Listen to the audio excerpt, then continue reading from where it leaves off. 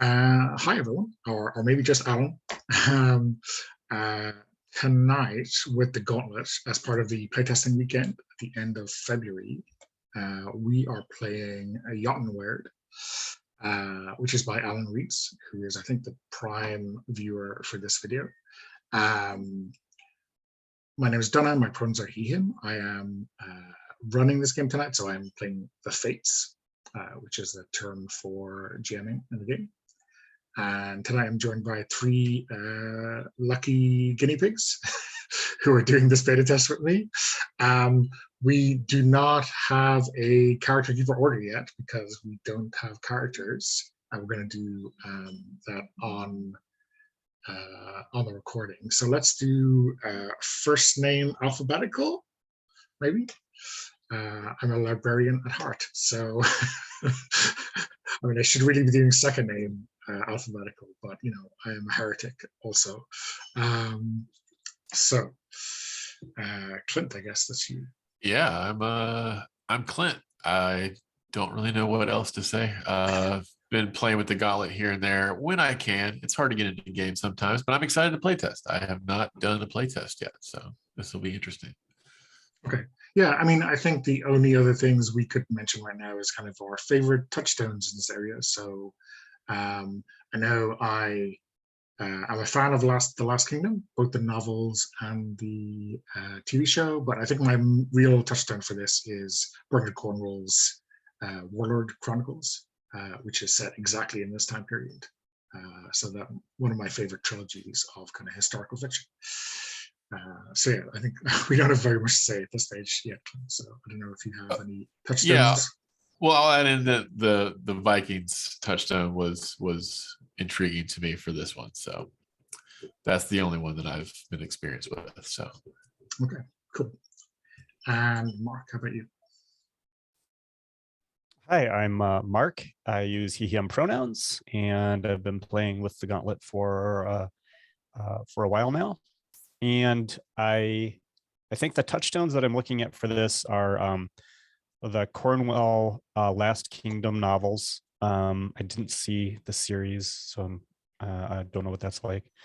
The film Excalibur, John Borman's film, I guess a little bit maybe. And then I have been reading Cornwell's Arthur books. I can't remember the first one is The Winter King, I think. Yes, I'm reading that one. Those are my touchstones. Okay, cool. And Sean. Hi, I'm Sean. I go by he, him pronouns. I'm looking forward to jumping into this tonight. In terms of touchstones, I'm really tired right now and can't think of any, but I'm still excited to hop into the game. Okay, no worries. So yeah, there is a whole host of character playbooks in the game. There are kind of two sets of them. So there are, I think, 9 or maybe, yeah, 9 kind of normal playbooks. The Commoner, the Hammer of the Gods, the Loon, the Hunter, the Outlaw, the Pagan Mystic, the Priest of God, the Storyteller, and the Sword of God. And those are, I guess, the first 9 in the Character Keeper. And there's like a brief description of what kind of the core conceit is, and then I guess diving deeper into those will into the moves and the stats and such will give you a better handle on them. And then there are 5 unearthly playbooks. I guess the rule here is that only one of these can be in play at any one time. And those are the Demon, the Changeling, the Revenant, the Skin Changer, and the Spirit. These obviously like up the explicitly supernatural stakes in the game. So yeah, I guess at this stage, it's like, does anyone have anyone that are calling out to them? Anyone they definitely want to play? So I think we should try to, for Alan's sake, we're doing it for Alan. We should try to get one of those extra playbooks, one of those demigod playbooks in play. That said, there are many interesting ones, but I'm kind of interested in playing the Pagan Mystic. So the Pagan Mystic would be like a low-level Merlin kind of character. Is that accurate, Donna? Yeah. Okay. Yeah, I mean, someone who has mystical, if not magical power. Someone who, I think essentially is maybe a flip side of the priest figure.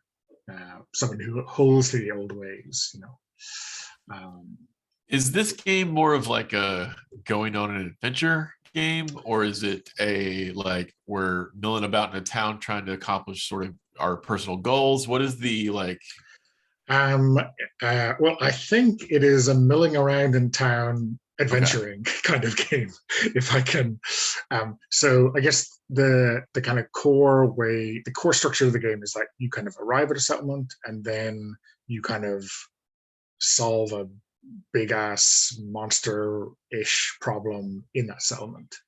But of course, building your own character up, building your reputation, shooting in the moon, I guess, is kind of the ultimate aim in a longer term game of this. So yes, I think is my answer, which is Totally fair. Totally fair. Yeah.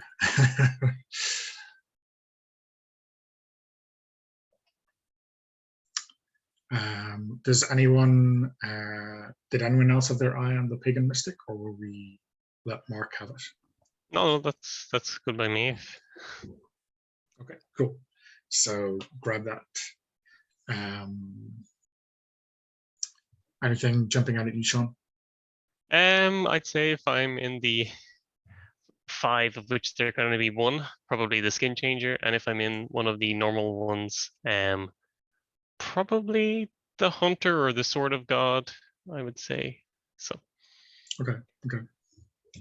I guess, yeah, if Clint's leaning towards one of the 5 or one of the whatever. I'm not. I'm actually kind of eyeing either the storyteller or the loon.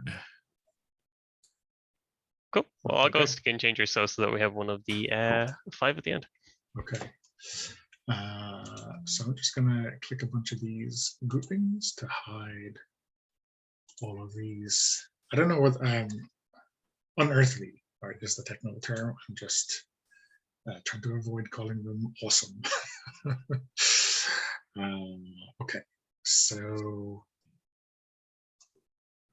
Clint, you were saying sword of God or hunter? I think I'll go with the storyteller. Oh, sorry, the storyteller or the loon. Yeah, sorry. Yeah. That's my quick first decision.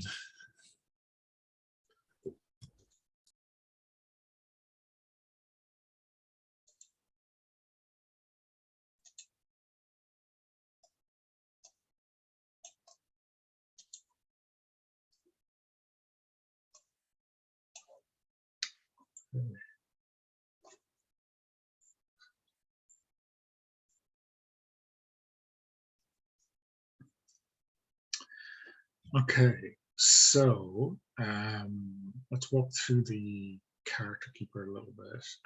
You have your kind of the name of your playbook, a little blurb. You got a space for character name, pronouns, and player name pronouns. There's a kind of big cell there, which shows up a picture if you put a URL in the cell below it.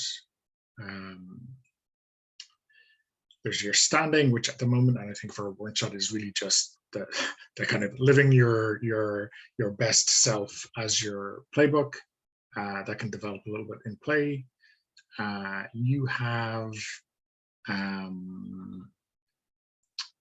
stats, I guess 4 are kind of normal move stats: subtle, steal, sense, and soul.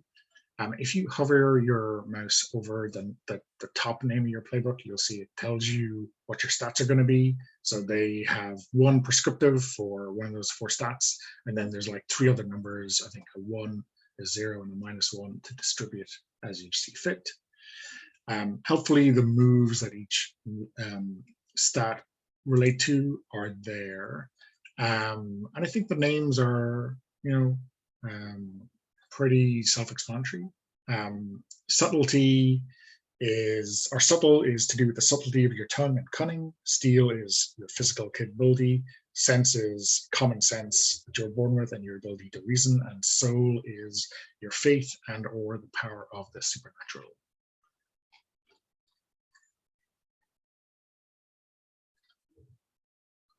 And reputation we earn along the way. You earn along the way, yeah. Yes, So okay. there is a, I guess, you build it up. I think when you enter the settlement, the person with the highest reputation is kind of the person who asks for sanctuary or hospitality. There's a move specifically for that. On a tie, there are, which we will have, a pagan mystic, I think, if they share the heritage with the Lord and Lady. So yeah, TBD. I think the Lord will be necessarily pagan. We're in Northumbria, so everyone up here is who's in charge at least is a Saxon. So yeah, we'll see how that goes.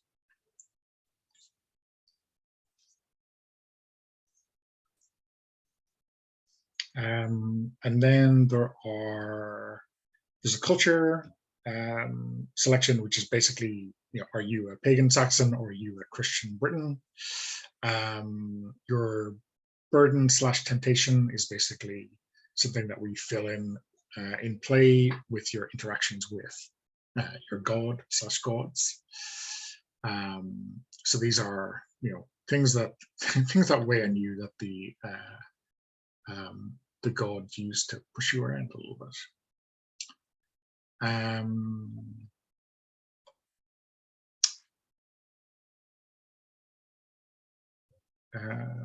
Moves, I guess.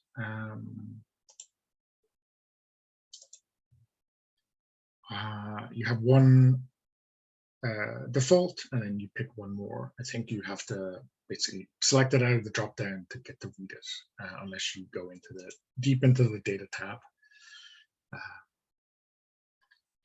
I haven't really looked at that, but I think they're all there under playbook moves.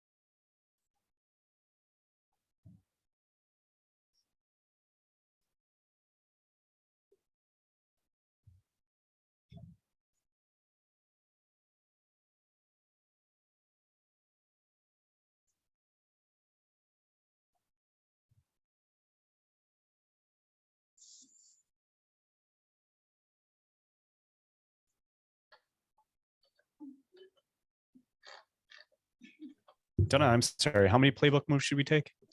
You take the default and then one more. And one more. Okay. Yeah. I mean, I realize the way it's done is like they all of the picks say and pick one more, which I guess is like a buffet. But yeah, I'm going to keep going back. Yeah.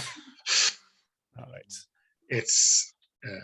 I'm assuming that the GM guide does not have an explicit kind of character generation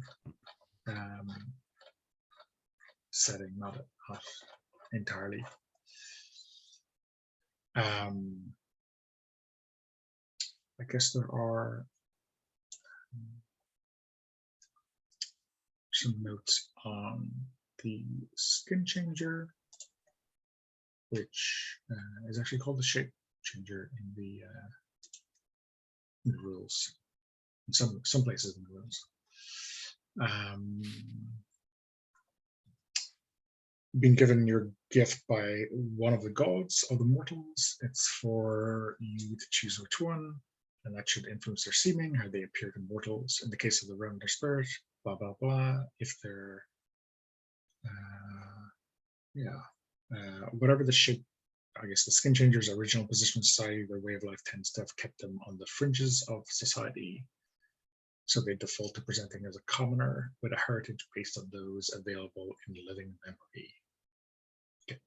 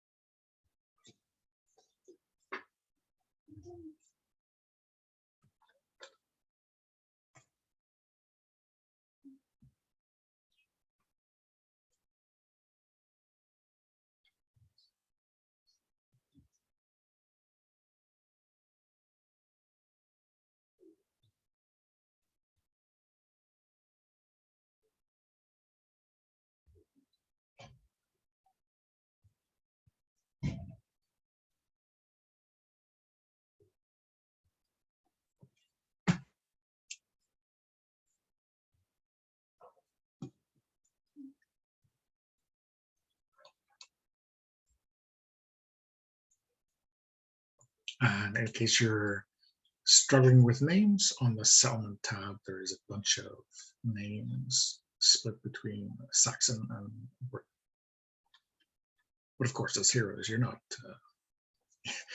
bound by those pesky norms. While we're talking about names, would your take on the pronunciation of the name I chose be Adarine? Adarin, I would go. Adarin? Yeah. Would you go with Adarin? Okay. Yeah. But what do I know? Well, I mean, you're a little closer to the source material than I am, so.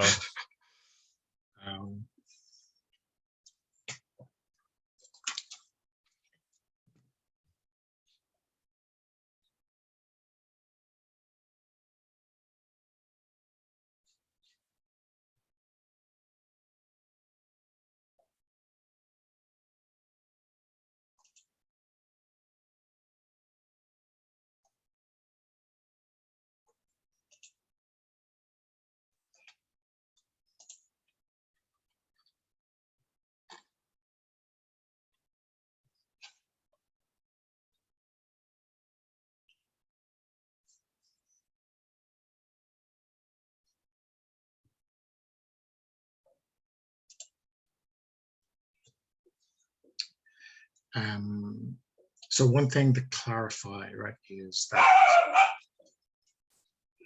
the wolf is on high alert. On cue, Bailey, thank you very much.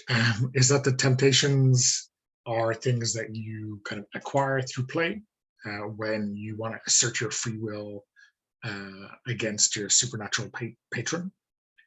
The burdens, though, are things that you have by default at the start. So, and these are kind of present in some of the more supernatural playbooks. So that's fine, because we have a bad-tempered skin changer. What could possibly go wrong? So we should clear those for now, or we get them. So you can leave the temptations blank because they pop up in play, but the burdens, the other two playbooks have burdens, which they do pick. There's a price to power, I guess.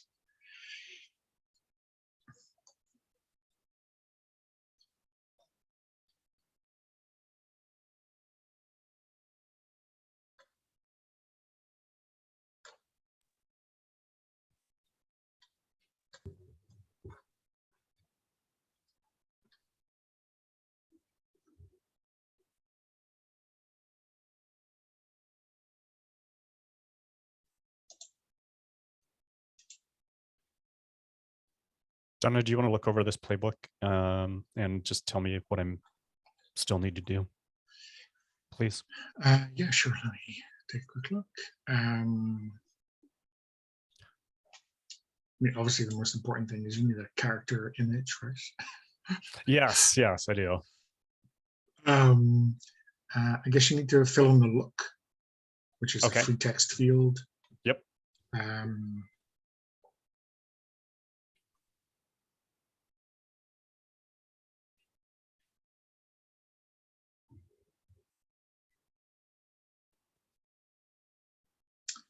Yeah, everything else looks done. Sorry, I think you have to, both you and Sean for the skin changer have to choose your god, your kind of supernatural patron, as far as I know. Am I reading that right? Is I just looked this up briefly. Morrigan, goddess, druidic goddess of death and something else. Yeah, Is that that's reasonable? pretty Celtic, correct? Oh yeah, We might even lay claim to her over on this side of the Irish Sea. yeah, that's what I But thought. yeah, I think we can. I'm sure people will write into the producer of the TV show that this is to complain, right? But I think I'm following some of them on Twitter. Yeah, I think that's cool.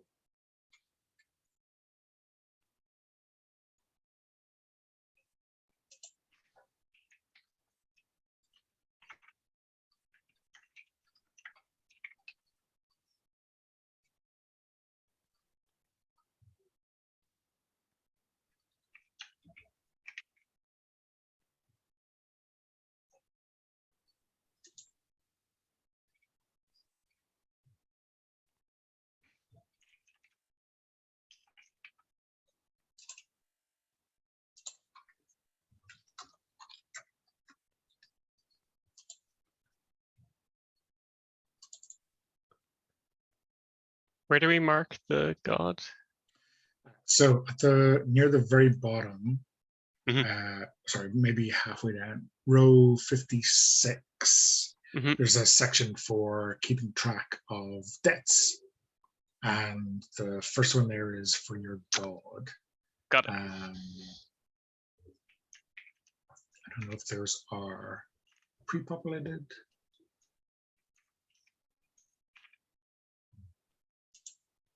Yeah. I don't think the storyteller, it's just a skin changer and the pagan mystic. Cool. Okay. Awesome. So we have two different flavors of pagans in the group, which is awesome.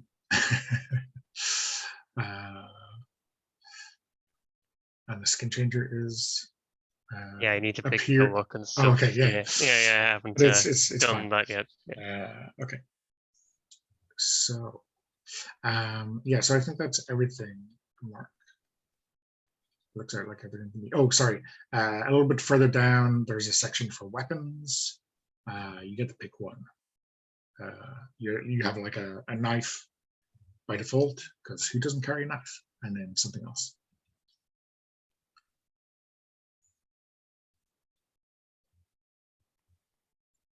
And further down, it's referenced in your move for your kind of magical effect, miracles and wonders. Down in row 86, or 87, there's a list of effects that you could pick. And similarly for the skin changer, there's some wear options for skin changer. So the effects that you want to achieve by doing what? By doing what move? By doing miracles and wonders. So you describe the effect, right? When you invoke your gift, do you owe your gods a debt and roll plus soul, or mark wounded or dying to pay in blood and roll plus soul? Okay, so cool. That gives you some big benefits, right? So that's kind of I guess it's like a special move for the playbook to invoke your gift. Build up a death with your god, your patron, or take the hurt. Okay. How about you, Clint? How are you getting on with your storyteller? I think I'm done. I mean, do I need to add a god other than the actual like well-known god? Yeah, I mean, for if Christians? you're Christian, I'm sure It you just- don't have any truck with those. It's already got a capital G, so yeah. Sorry, I thought it was muted. Yeah, you've made your choice, yeah. which is fine. So Mom everything and else, dad made the choice. yeah. And Sean, how about you? Yeah, I think I'm pretty much done from what I can see, other than writing in something about how they look. Okay. Is that right, Mark? Your pagan mystic is also wrathful. Oh, if we've already got one wrathful, then I'm going to choose Yeah, something I can else. change too. No, you keep it. I'm happy to change because there were some others that looked cool. So let's see. Not that I'm against having you double up for like an ultimate wrathful one shot. Yes. This poor village. I was thinking.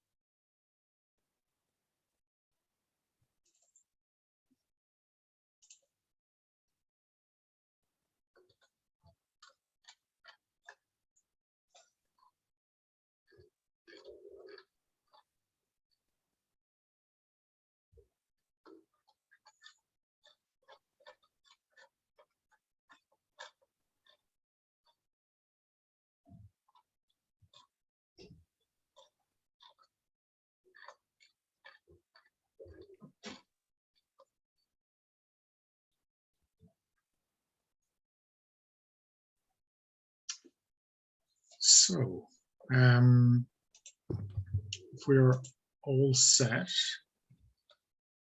let's do a quick round of intros. I guess in character keeper order. And then we'll do some relationships between all of our heroes, and then we'll jump into the settlement. So Mark, I think you're first. Yeah, I was hoping I would not be in character keeper order first here this time, but here I go again.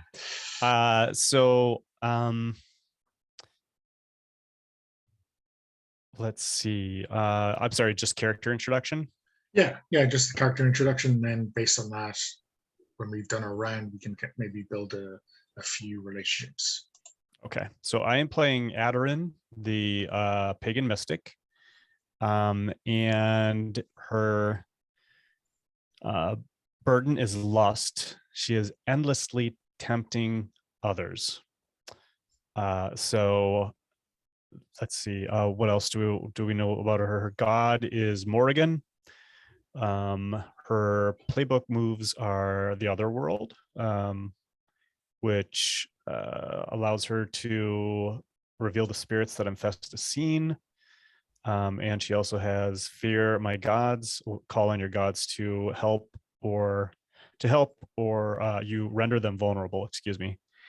What other information are we looking for here? Donna? Yeah, I mean, do we get a sense, apart from this kind of lustful temptation, what do we think Aderin is like? I think that she feels like she can't help it. She dresses modestly and doesn't particularly pay attention to how she looks. But for some reason, there's something about her that is endlessly drawing the attention of others, men and women, and I think that's it. Cool. So Clint, how about your storyteller? Yeah, I've got Jasper, the storyteller. For playtest purposes, I put the -1 in steel, and sense gets a 1, so I have 0 for soul. I chose the smite gift. It says your god sometimes hurts others for you. Thanks. Playback. My main playbook move allows me to call attention to myself during a scene. And the other one I picked is I once heard a story where when there's a difficult decision or choice to be made, owe your gods a debt to remember a tale with the best advice, giving you 1 hole to spend on advantage for yourself or someone else. I'm imagining he's like, how to say this? I don't know how old people lived in this era, but he's on the older end of his life path, if you will. So I don't. I mean, I think people live plenty old. It's just like childhood mortality that brings them. Okay. your So life well, then in expectancy. that case, I imagine he's like in his late 60s, early 70s. Okay, awesome. Okay, and Sean, how about your skin changer? Sure. I'll be playing Owena, she/her, who is a werehawk. The gift of werehawk came from Woden or Odin, depending on the name you're more familiar with.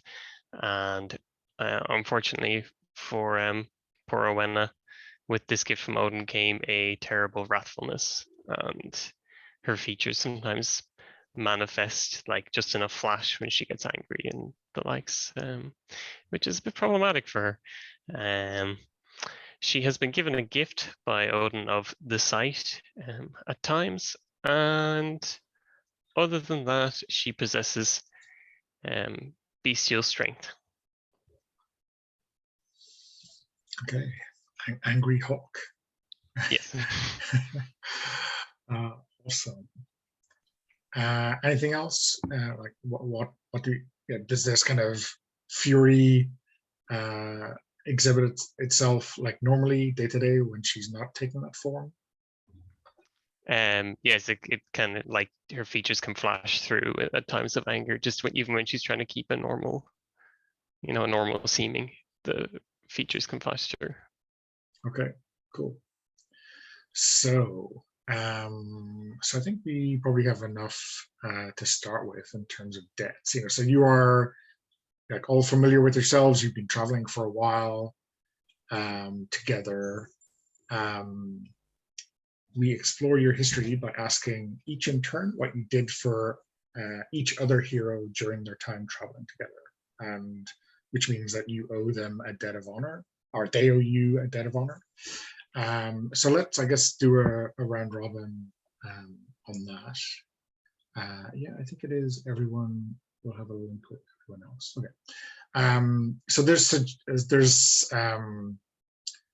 some suggested prompts here. It says like, I once did something dishonorable that had a negative effect on another hero. What was it? Or another hero once did something to help me for which I still owe them. So where are you seeing that? Oh, sorry, it's I'm reading out of the rules. Okay. The debt section is at the bottom where the others filled in their debts to their gods, and so there's just like a how much you owe them, how much they owe you, a name, and kind of details on that debt. So does anyone have an idea to start with?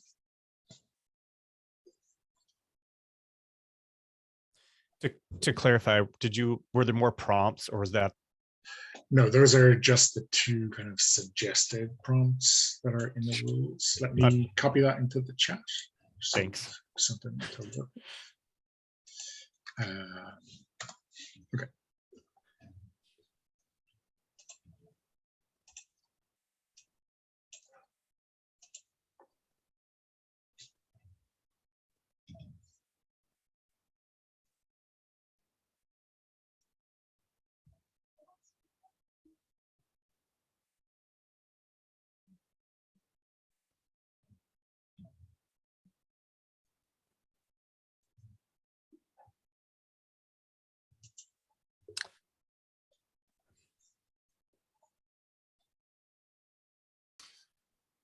I think I got something. Maybe a Darren? Is that how we're pronouncing it? Adarin. Adarin. Mhm. Adarin. Okay. Perhaps you found me in a very precarious position. You were able to. I don't know if I was hurt per se or trapped somewhere, and I owe you for that. Totally. What you're imagining you could have found me in, or somewhere that you would have happened upon me. So let's see. You are a storyteller. You were beset by. Are we riffing here? Yeah, totally. Okay. Like, so you were beset by some Saxon bandits. Okay. And they robbed you and left you in dire straits. Or maybe like I like the idea that I'm stuck with bandits, but like I've like kind of given you like a I'm not safe here sort of idea, and you're able to like kind of swindle me out somehow. Maybe like you're able to like we're able to trick them and I get away with you, but I needed your help. So like it's not so much like I was in desperate need, but like I was like, hey, get me out of here. Perfect. Yeah. That makes sense. Yes. How do we think Adarin, fooled these bandits or got Jasper out? Well, I think obviously she kind of presented herself there, and she can't really help being so stunning that she got their attention. And while they were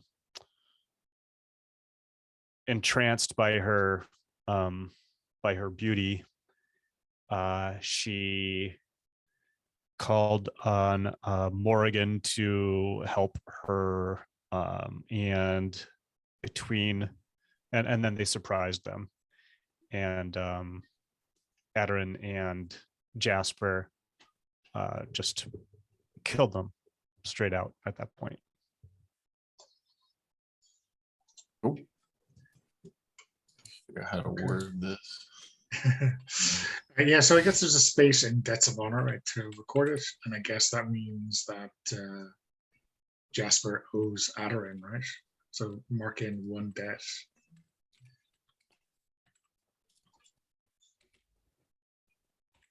Okay, so I Jasper, think that I'm not 100% sure. Should I include this on my part versus? Yeah, as opposed to adding. Does it apply both ways though? Should I also include that in my debts of honor for Jasper? Yeah, I think you could, because there is like you owe them, they owe you. So I mean, Okay. I think you can both owe each other. I don't think the economy is necessarily kind of fixed that way, but okay.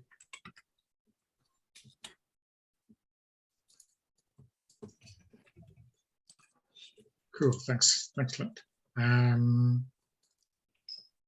Mark, do you have anything maybe for Oena?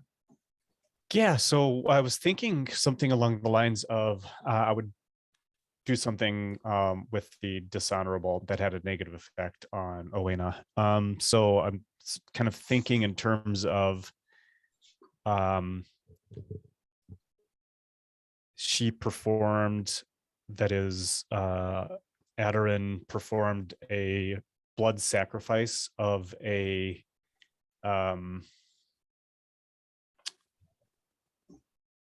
I'm just ripping off the Winter King every opportunity I get here, of someone that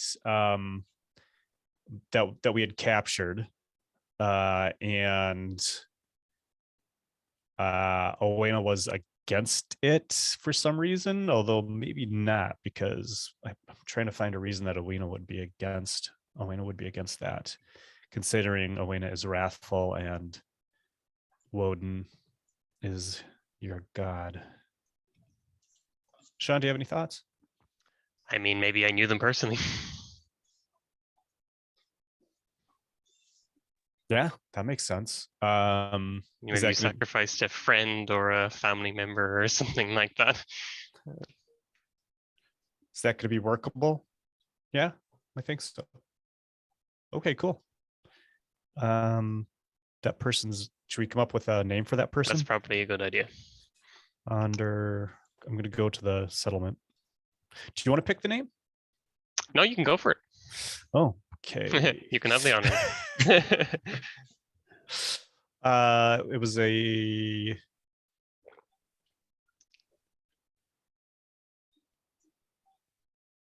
it was Mangus, not Magnus, but Mangus. Mangus. Yes, the Briton. Donna, does that all work for you? Yeah. Was there like a moment in that interaction when, you know, Adoran was able to convince Owena, or was this like the greater the greater the connection, the greater the sacrifice? I mean, I don't know if Owena ever, maybe it was, so it was in the settlement, and we were in need of an omen, or it's not an omen, a divination of some type, and so that's why we performed the blood sacrifice. And I think Owena, maybe, I don't want to put this on you either, Sean, so you stop me at any point. No, I'm good. Go ahead. Maybe it was more like the pressure of the citizens of the settlement and whoever rules the settlement were ready to go along with the blood sacrifice as this form of divination, regardless of Owena's protestations. Yeah, seems fair. Donna? Yeah, cool. Okay. Yeah, works for me. Okay. So Sean, how about a connection with Jasper?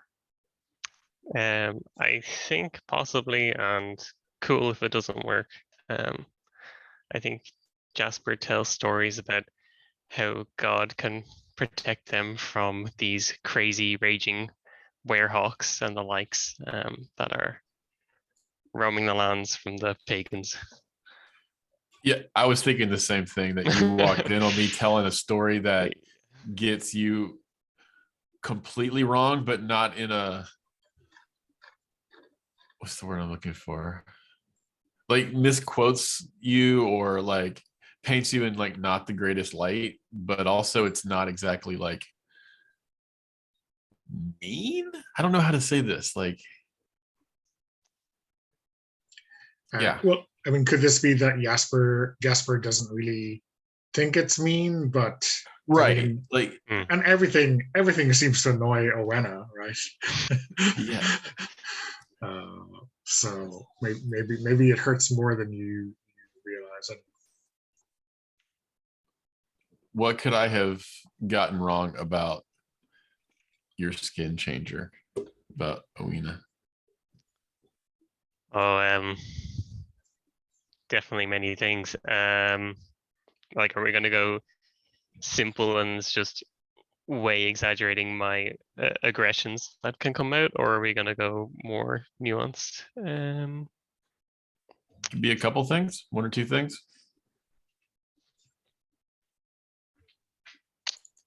Yeah, I don't know. I'm open to thoughts.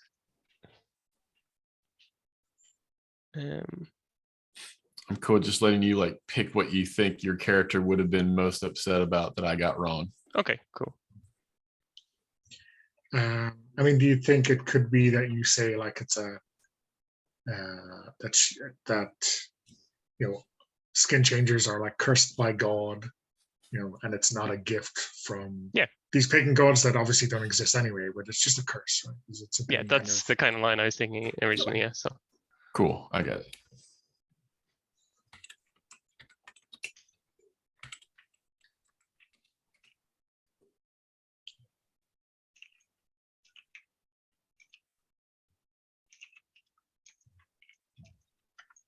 Okay, so I guess we have one connection each between you.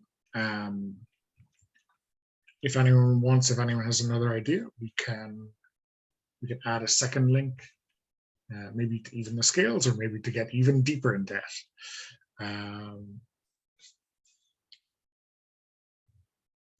Mark, do you have I see you grinning. Do you have something in mind, or are you just grinning in general? I'm just grinning. Okay. So are people happy to leave that debt economy, or does anyone want to add more fuel to the fire?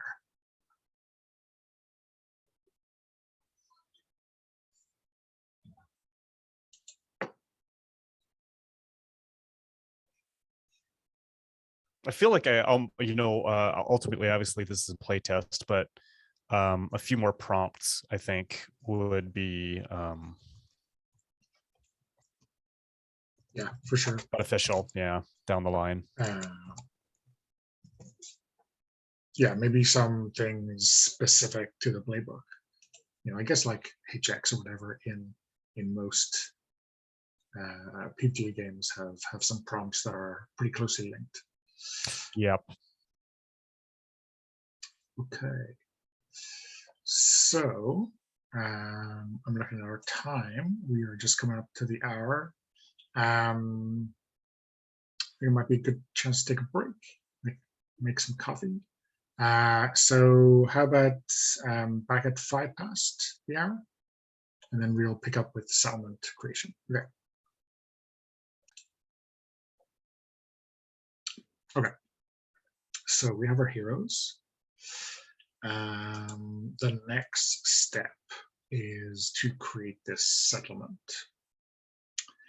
I have to take the I have to create the settlement's name. Which I guess will.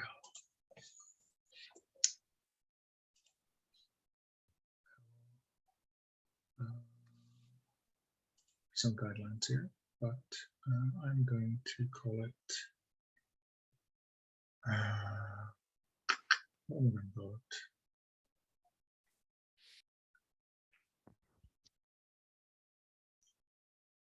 We're going to call it Inaholm.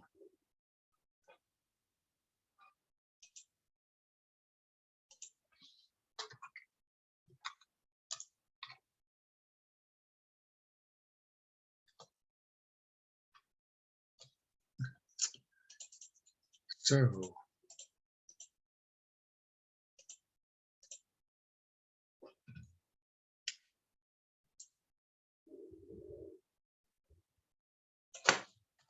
first step, pretty straightforward.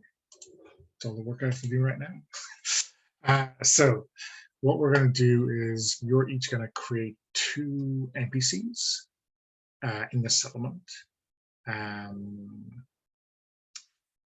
The lord of the settlement I will get to do at the end. They're going to be a pagan Saxon. And yeah, I guess you're free to fill in the details at all. So there is like when you create an NPC, you're giving them a name, you're giving them a description, and you're giving them a role. And we don't reuse any of those elements. So yeah, I guess see how that goes.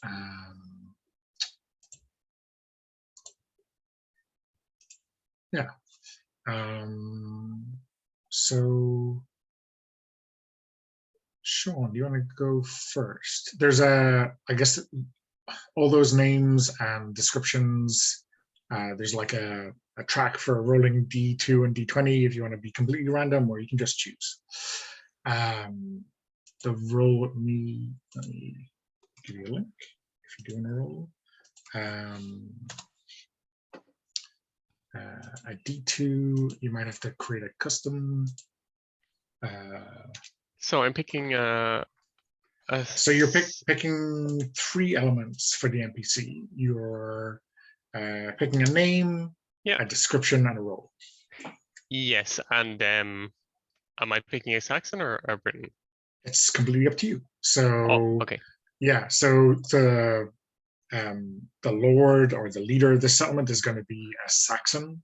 Okay. But I guess there can be a mixed population. Okay.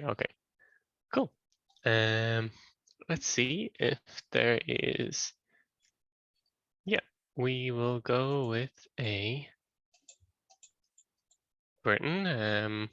So we'll have Colwyn, and they are Birdie, and they are a crafter. And so there's a section on the right with like I guess a kind of a map of people who live in the settlement. Any of those roles that are in bold with an asterisk are people who are going to live in the Great Hall, or at least be found in the Great Hall. Anyone else, you can just pick a spot in that grid to fill them in. I think when we create these, we do not do anything else with them right now. Yeah. So I guess we are burly crafter is enough for us right now. At the very end, we'll create some relationships between you and some of these NPCs. Okay, cool. Thanks, Sean. Do I just write it in like side characters or something, or? So we can do side characters, but also we can add it to the local map that is to the right of all those details. Okay. Okay. And so like I said, anyone who's like high status will be in the Great Hall. Anyone who's not will be kind of scattered around in the village. Okay, cool. Okay. Clint, how about you? I'm gonna do Bardawolf. Pardon my pronunciations. I think he's a disloyal traitor. So I'm gonna put him in the village over here. Loyal traitor. Okay. Awesome.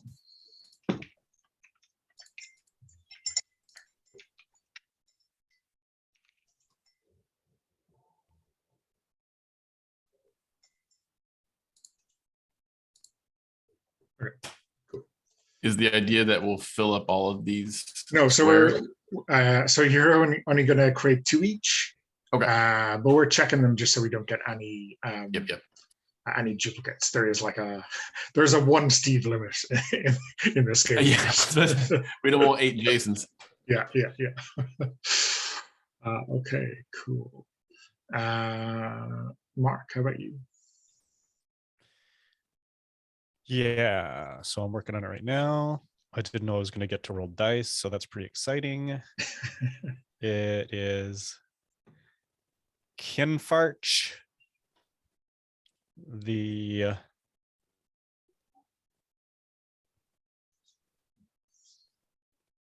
Kinfarch, the storyteller. Wait, no, I'm not going. I'm going to go one up. The smith. This is going to be like a story off. Yeah, exactly. A story battle in, Yeah. in the style of a rap battle. Okay, so but I forgot to choose a description. So Call it 8 kilometer. No, it'll be 8 leagues. 8 leagues. Right. Yeah. There we go. There we go. I was like, I don't know if that's right, but Well, this individual is dank. Oh wait, no, gosh, I'm sorry. I'm looking at the land features. It should be totally different. The dank, benevolent, the benevolent smith. Okay, I'll get that in there. Okay, awesome.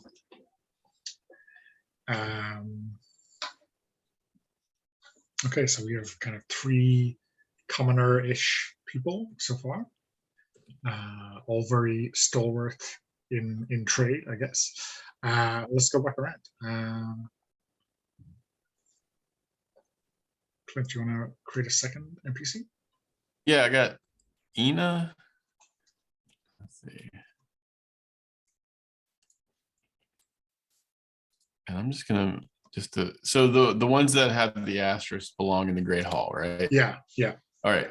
I'm gonna make Ina an heir Okay. of some sort.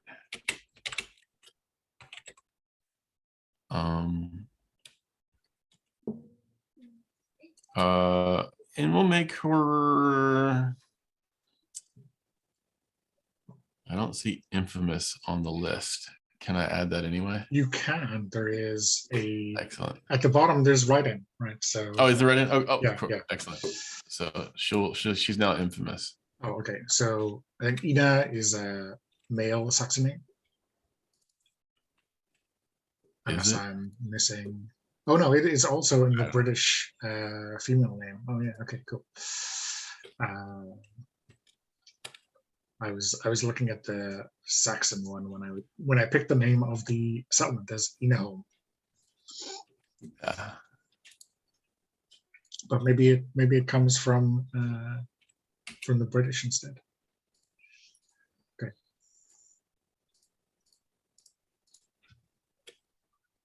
Okay, awesome. Sean, how about a second? Sure. Let's go with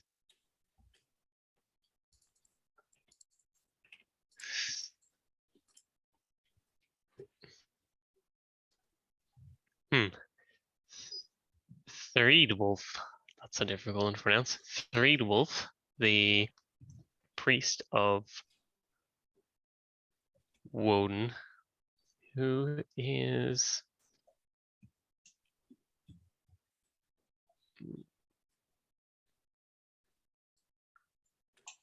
what have we got so far? So,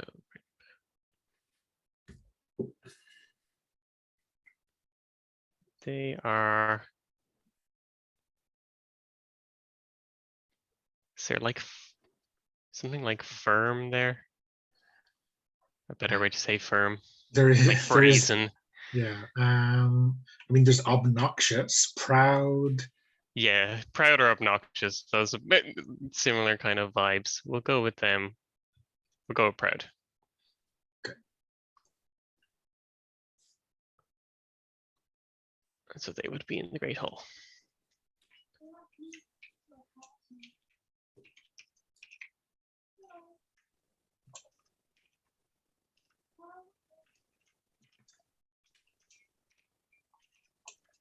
Okay, and Mark, your second NPC. Okay, so it's Keowald, the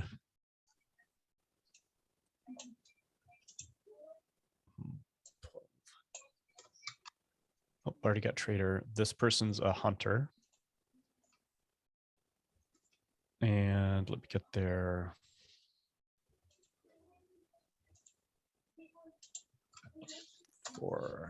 For the bitter hunter.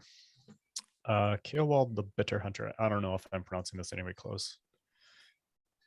C-O Wald Bitter Hunter. Okay. Okay. Cool. Okay, so that is our. Is it 6 people? Who are we missing?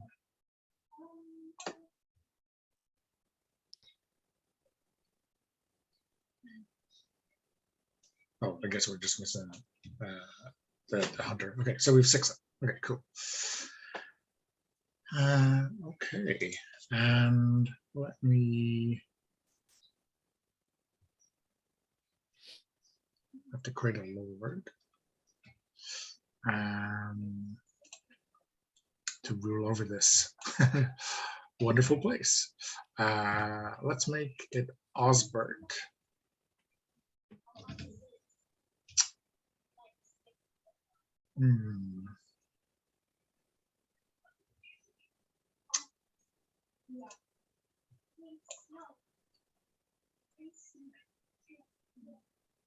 Let's make Osbert thoughtful.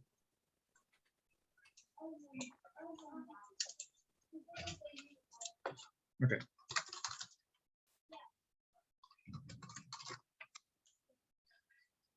Okay, cool. So, okay. And then we go around the table again, and everyone adds 1 place or feature to the local map. So this will be that section that we were looking at earlier, the descriptor place. And so we just add that to the near the settlement section above. I guess, these are places that we might end up in play.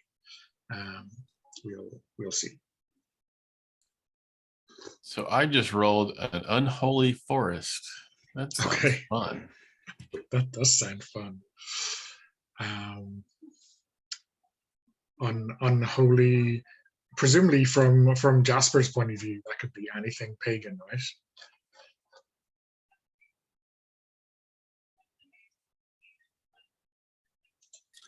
Or I probably play up its unholiness for tips. Okay. I want to check in now about this feature. Like, what have you heard tales about this, or have you had an experience in this, or does it just give you some vibes? I think for me, I'm actually not afraid of the forest. I think I'm the one that has part of the storytelling, mythological stories that have been crept up about this forest. I'm just as guilty as anyone, if not more, of spreading these rumors and making it unholy.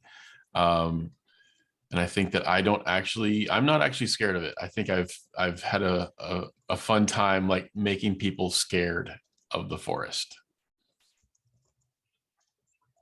It's kind of become a joke for me, oh, don't go near the forest. And I whip up some tale. Every time it's something new, there's some new ghost or goblin or creepy thing in the night that I elaborate on. And first it was just telling kids about it. And then those kids grew up and now they're adults and they still believe it. And they're telling their kids the same things. And it kind of keeps growing and growing.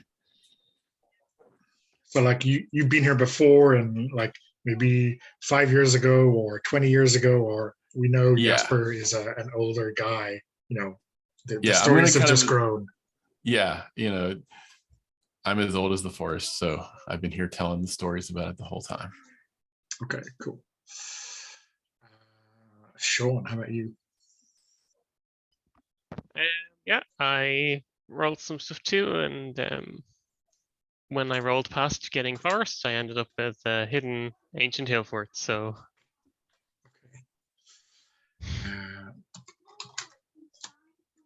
Okay, so I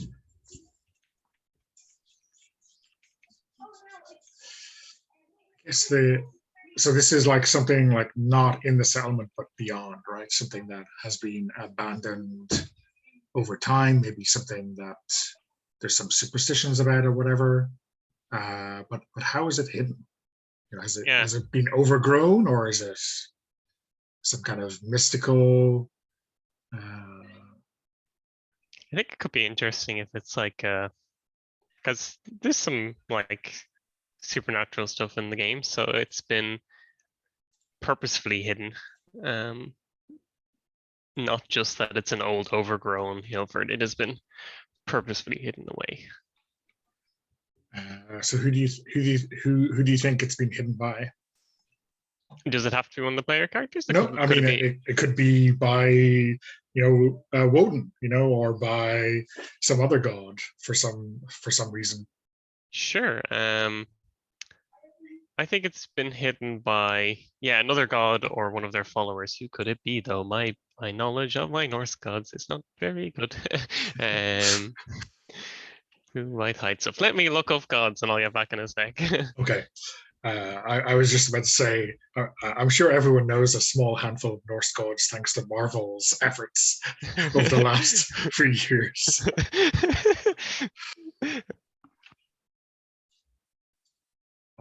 Okay, we'll come back to that. And Mark, I guess you've already rolled Sinister Standing Stones, have you? I just liked the alliteration. Yeah, so I was about to say. Yeah. And why are they sinister? They're sinister. Actually, I'm sorry, is that a question that you were going to ask, Donna? I mean, sure, go for it. I mean, what about crazed blood sacrifice have you performed here? That's the thing. It's the favored location for blood sacrifices and telling what date it is in the area. The calendar is a sinister thing in the 6th century.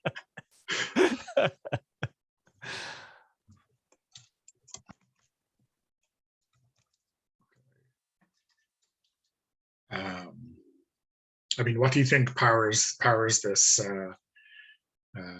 device?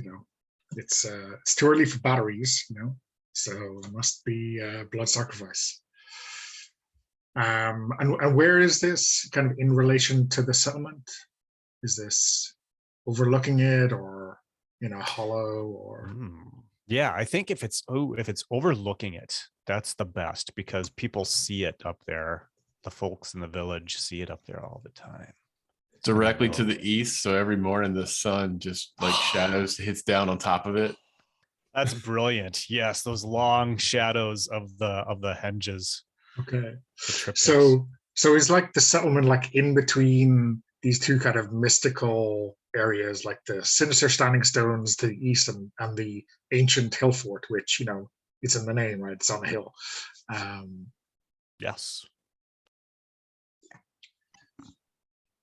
These people had a terrible real estate agent when they founded the settlement. Okay, cool.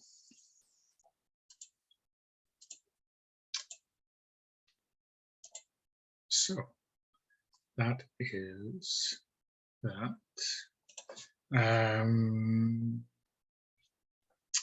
Supporting cast. So yeah. You are going to define a relationship between your character and one of the NPCs. And similar to what we did before, you're going to decide what in that history means that either the NPC owes you a debt or you owe them. The prompts are a little bit more developed on this one, but basically they're very similar. Let me paste that into the chat.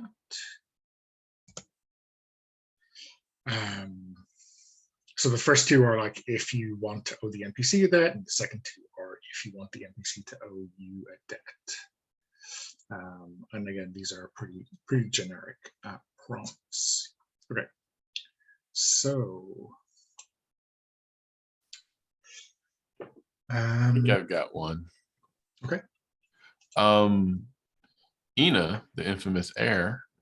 I think when she was a kid, she got into trouble, or she had done something that was going to get her into trouble, and I made up a grand story to get her out of trouble, and I convinced her, the powers that be, I don't know who that would be, what the title would be, that she was actually in the right, and that what she was doing was not bad, and so she kind of owes me one for that.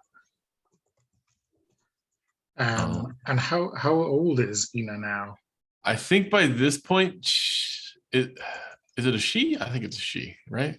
Or is it Yeah, I think that's so. I'm gonna say she's like probably like early 20s, and this happened when she was like early teens. So like she should have known better. I mean, maybe I caught her sneaking out of the house and like frolicking around with some of the local boys, which wasn't good for her standing. And okay,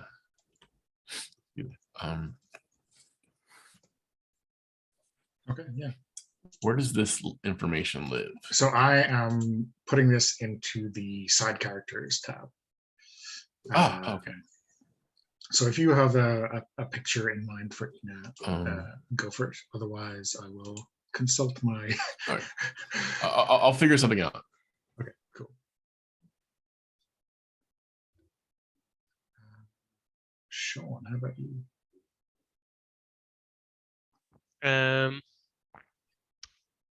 Sorry, I've lost exactly what I'm doing here. Oh yeah, sorry, no problem. So what we're doing now is we're creating connections between you and one of the NPCs. Cool. And Clint made one between Jasper and did he, or someone else? Yeah, so Jasper has a connection with Ina, who is the infamous heir. I'm not sure what else she is infamous for, given that Jasper has been, whitewashing stories out of the history books. Well, I'm only one person. Like, yeah, there's only so much you can do. So much. Like, I'm really good at it, but other people are around. More of which anon, I'm sure. Okay, cool. And sorry, obviously, you don't have to pick a character you created. You could pick anyone who jumps out at you. I think I have a connection to Eotenweard, if that's how it's pronounced, the Bitter Hunter, where I both hunt with them and also try and get on their good side in case, things go south with me, and hopefully they don't hunt me down. Okay, so does he know you're a skin changer? Not currently. Okay. So what have you done to get him on your good side? I have tried to go on hunts with him and try and kind of convince him that I am, a strong, good hunter, and that I can be of use to him, and that I'm,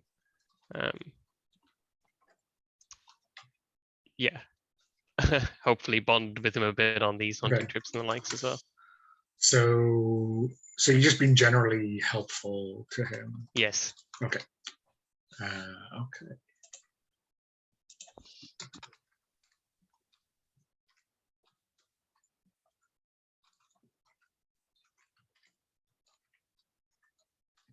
Cool. So likewise, if you got an image in mind for Eotenweard, you can go for it. Otherwise, I can put my thinking cap on. Mark, how about you? So Threadwolf, the proud priest of Woden. So when we look at that kind of hierarchy, or like the history of the gods here, we've got originally the old gods, which are like the Druidic, the Celtic gods, right? Yeah. And then Christ. Yeah. Then the Christian god. Yeah. And then now the invaders with like Woden. Yeah. Okay.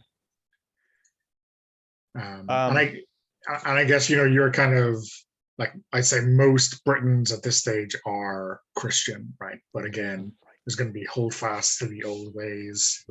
Right. So I think that this is going to be a relationship with Threadwolf, and I once did something dishonorable that had a negative effect on Threadwolf. Maybe that was it. I think that Adarin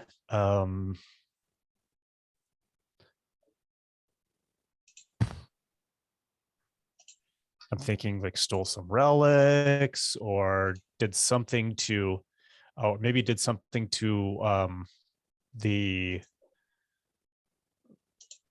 worship area, like performed a druidic ritual around it to I'm not sure exactly how this manifests. So if anybody has ideas, feel free to like blast them out there for me. But basically, I think Adarin did something that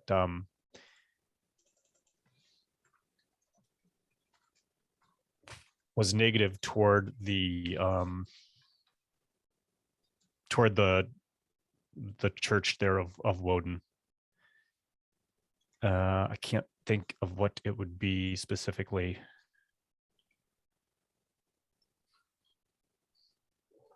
Damage. I mean, yeah, I guess there would have to be some kind of ritual elements that could be prone to some desanctifying influence or maybe sabotage. I don't know. Yeah, that's essentially what it is. Maybe I'll think of a way to really flesh it out here.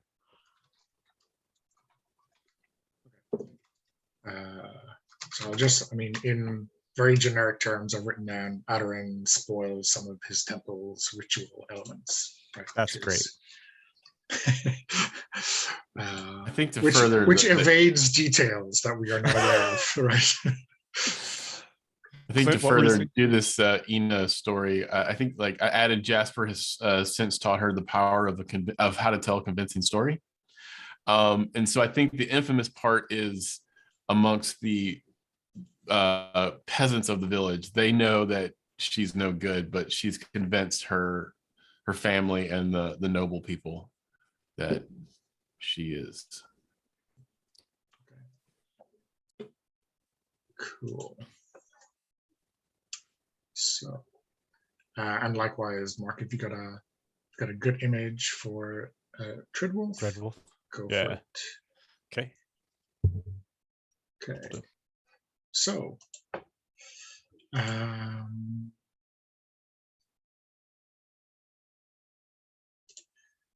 in terms of you, I guess that means you owe Treadwolf, but that's like a not so much a, or is it an acknowledged social debt, or is it just something that you feel that he has kind of a moral authority over you? Yeah, because he I think it's that. Yeah, I think it's the latter. I think that she feels maybe a little lesser around Threadwolf because of this. Okay, cool. So, so recorded those. So you can mark those debts in the debt section that you did with the PCs earlier as well. But I guess maybe we can rely on the side characters. It's not going to grow too big. Okay. So.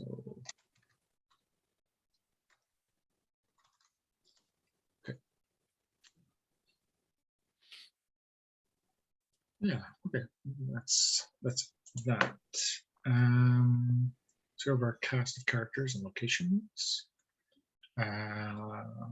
So starting play,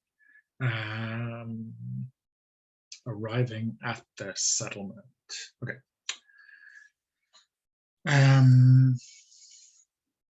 Heroes always seek hospitality first, as it sets some of the tone against which players can make informed choices when their own moves are triggered. Heroes always arrive at the settlement at dusk after a hard day's travel. The hero with the greatest reputation makes the seek hospitality rule on behalf of the group. I think, as discussed, this will be Adorin as the pagan mystic.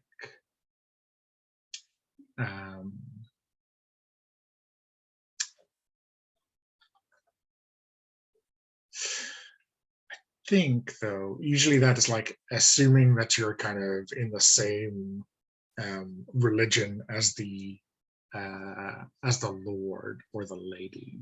That checks And I out. think because you're like a British pagan, it's not quite the same. Mhm. Do we think this will be Jasper then, who I guess has kind of a positive relationship with the people in power? That makes sense. Okay, Yeah. so we're breaking the rules already. Sorry, Al. Okay. Yeah. So.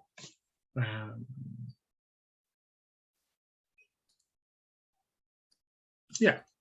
So let's take a look at the hospitality move. I think it is in the basic move section. Where's it? A lot of moves. Oh, there it is. So if you scroll as far right as you need to go, they'll be in the bottom right. Seek hospitality. When you seek hospitality at a settlement, the hero, as we have established, presents themselves at the hall, introduce themselves by name and standing, and announces who they are known to before inviting each hero to also announce themselves in turn. Then the hero who spoke first rolls plus reputation. So I guess we have a chance for some role playing, right? I want to hear these intros, you know. So we go into the hall. Is there like, it's a big long hall, I'm guessing, big and echoey. I go in and I kneel down, and who's the person in charge? So the Lord here is Osbert, who is a thoughtful man.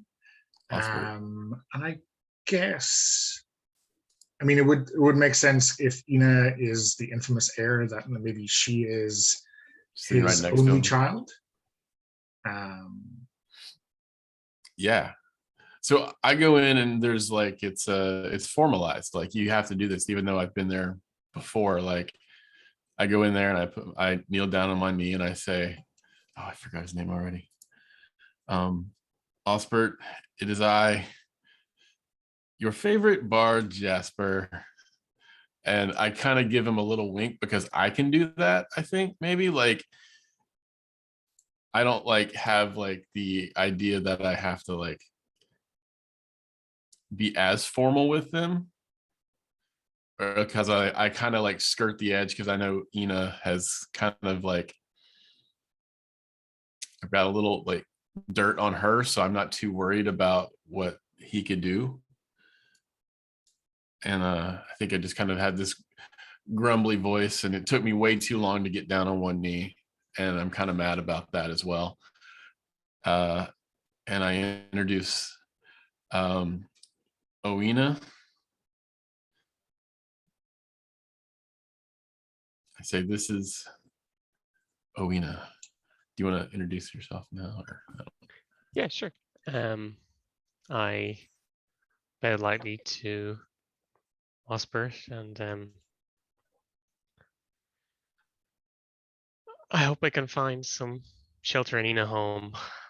I fight well, and I'm prepared to protect you and your people against what may lie out there in the wilds, and hope that you will accept me into your settlement for some hospitality.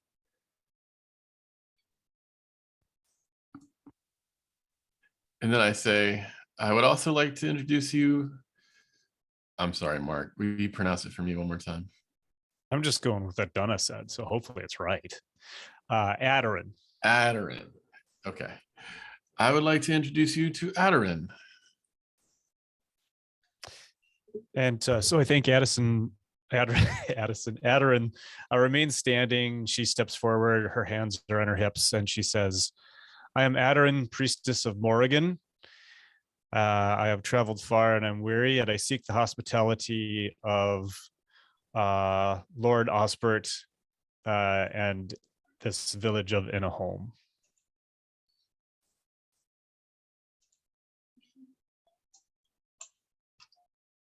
Okay, awesome. Then Clint rolls. Yeah, so you're rolling plus reputation, which I guess is 0 right now.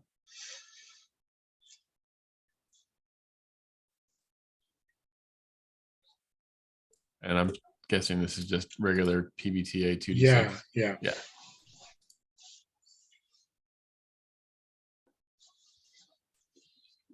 How does this work? Oh, so if you you've already rolled? Yeah. I did it. I don't know where it landed. Oh, there it is. There on the right hand side, if you should see the not good. last roll. I got it. So it's a 6. Okay, we have a miss. Starting off well. Okay, so let me read this. On a 6-, the fates apply the 7+ result, though the hospitality is meager, but one of the heroes is involved or implicated in whatever interrupts the hospitality. Okay, interesting. So on a 7+, the heroes are made welcome and offered the generous hospitality of the whole, or the meager hospitality is. The heroes agree which of the following happens, or they defer to the fates. So there are 3 options in the move. Let me. Are people looking at it right now, or will I? Okay. So there's a heated disagreement between NPCs. Who's involved is the Lord, Lady, or someone close to them, or someone else. Something unusual happens. What do you see, hear, or feel? Do you believe the supernatural is involved? And the third option is the doors of the hall burst open and someone or something enters. Who do you think this puts at immediate risk? So yeah, this is for you 3 to agree or defer to me. God no, says Mark. Do not defer to Dunham. I feel like the interesting ones are the most interesting ones are the latter or the last 2. Something unusual happens, kind of maybe the beginning of that thread of supernatural, like maybe some weird shadow moves that everybody sees, but there's no source of the shadow moving through the hall, or we could go for the doors burst open, something along those lines too. What if the shadows from the location that you started earlier? Oh yeah, the shadows of the sinister standing stones. Could those come into play? So it's dusk, right? So that would be completely wrong, right? If they're to the east, so it would be. Yeah, you're right. You're right. I mean, but it would be completely unnatural. Yeah, for it would. Shadows to. Yes. Yeah. Ooh, yeah. Oh my gosh, that's so good. I like that. Sean, what do you think? Yeah, I mean, it would implicate Aderin, I think, probably as the person who is interrupting her hospitality, unless you think it's someone else. No, I think that's great. Donna? Okay. So yeah, I guess we will. Yeah, you have, I guess, in the hall right now, you have Osbert and Ina and Tridwolf, obviously, who is the kind of proud priest of Odin, who is maybe glaring at Aderin during this meal, right? So things don't look, you've been here before, and at this time of year, maybe it's kind of, it's not the dead of winter, so it's not like living on scraps, but it's a part of the year where you'd expect to be getting good fare. But yeah, it looks like you are digging into stores, like dried fish and stuff like that. Some root vegetables that have probably been in the root cellar for quite a while. So yeah, it seems much more meager than you would expect. But sorry, Mark, do you want to? Is this like a long hall, like a wooden kind of building? Yeah, so like Okay. all the buildings in Britain at this time are pretty much wooden, right? So maybe if we went further north, we might have like turf buildings or stuff like that, but like everything is pretty much wood. Maybe some like wattle and mud kind of stuff, but yeah, it's all pretty low tech. Got it. No one is bothering to make stone buildings at this Right. time and point. Okay. Maybe those prescient monks in Lindisfarne are thinking, oh, maybe stone could be an idea. Yeah, but there wouldn't. And yeah, it's like a really big house, right? So it's like one room, like most houses will be in this time period. But it's a grand room, like with a big long table for holding, dozens of people. And I guess it's lit by the fires. Maybe there's the odd brazier around, but it's relatively dark, especially if you're arriving after dusk. So yeah, what's the topic of conversation? Who's? I guess it's like very few people, like you three and maybe the three mentioned characters, maybe the odd unnamed warrior who'll be Osbert's Carl's. Are we still in this like introduction, like greeting phase, or have we moved past to like more of a I think you probably casual? moved through to like just a sit down feast, maybe Okay. you've had a chance to talk. Are you like asking questions about like why things seem to be so shitty at the moment, or are you being polite and not mentioning it? These are great turnips.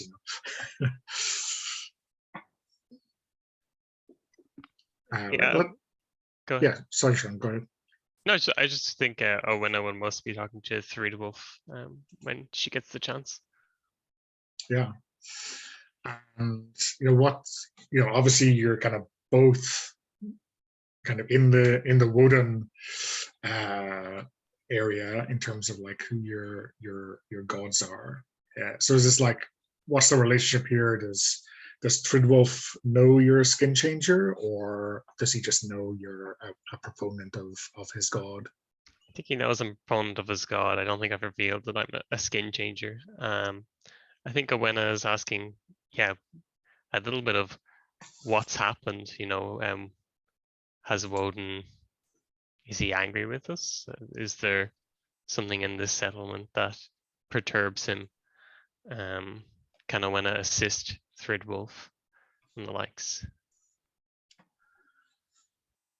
Well, I think some of the children have disturbed the hill fort to their ignorance, and their adventurousness have found their way into it. I've given them a hiding, but our luck has been down this year since that incident. Oh dear. That place was not meant to be found. Can we atone in any way, do you think? Can we help, the three of us? Well, I think he doesn't spit in Adarin's direction, but like you three, and he looks over and, well, Owenna, I think you would be grateful for your help on this matter, if you can vouch for your companions, of course. They have done good so far, despite our mild differences in beliefs, I must admit.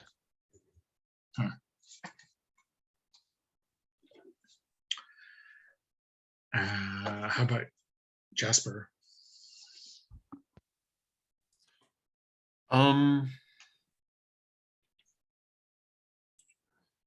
I feel like hearing this has like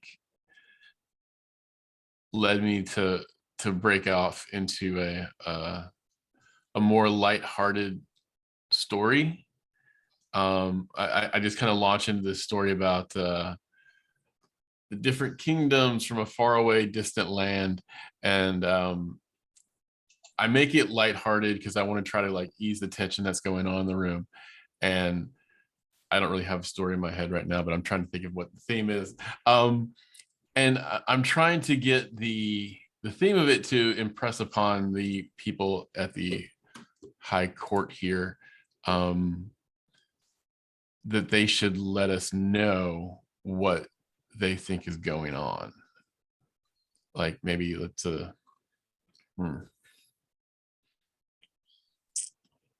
So do you think there's a move here, or is this I once heard a story to kind of give them advice?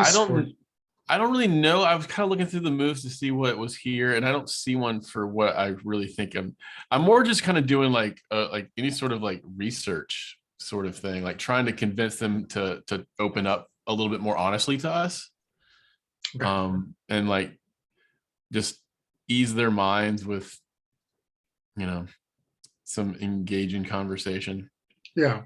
So there's two moves which I would think could work. One is to the do as you ask, which is, when you give them a good reason to kind of do something for you, which is like to tell you, maybe to share a little bit more with you.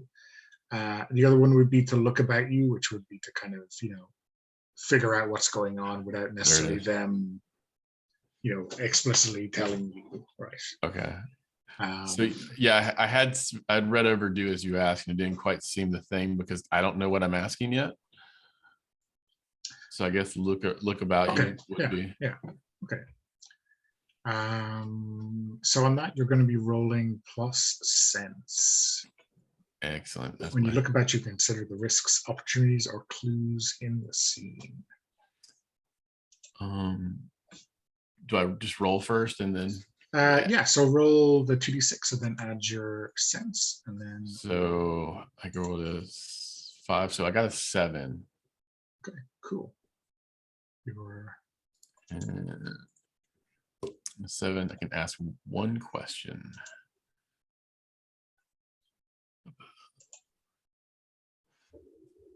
Will you remind me of what the conversation that Owena just had about?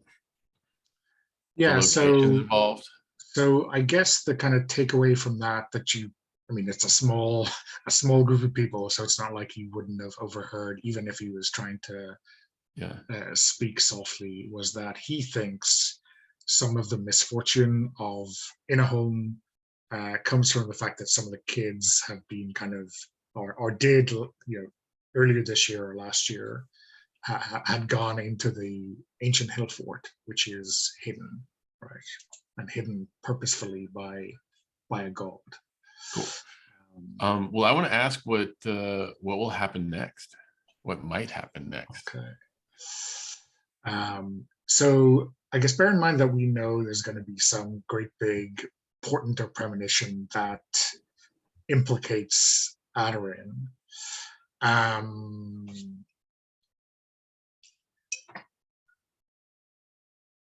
So I won't talk about that. But also, if you have an answer to any one of those 4, you can just answer that. Like you just shop around.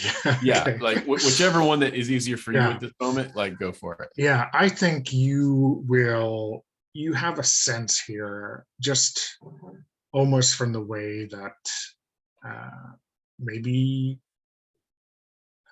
there's a certain lack of trust between the people sitting at this table that speaks to, maybe lies or fomenting of revolt or whatever. And I think what you will kind of see in the near future is that someone will kind of display their true allegiance. And I think, if I guess the prompt for that hill fort was that Heimdall has hidden this fort away supernaturals. So maybe we think there is, an agent of chaos, a follower of Loki or something like that in the settlement who will maybe accelerate their plans now that you're here, so that they aren't undone. Does that make sense? Okay. As a play testing thing, I kind of love this move. It gives you the or options. Like, that's really cool. I don't recall seeing this type of thing before. Yeah. If I had an idea, I would have done the agree with the fates on a detail for a scene. That would have been,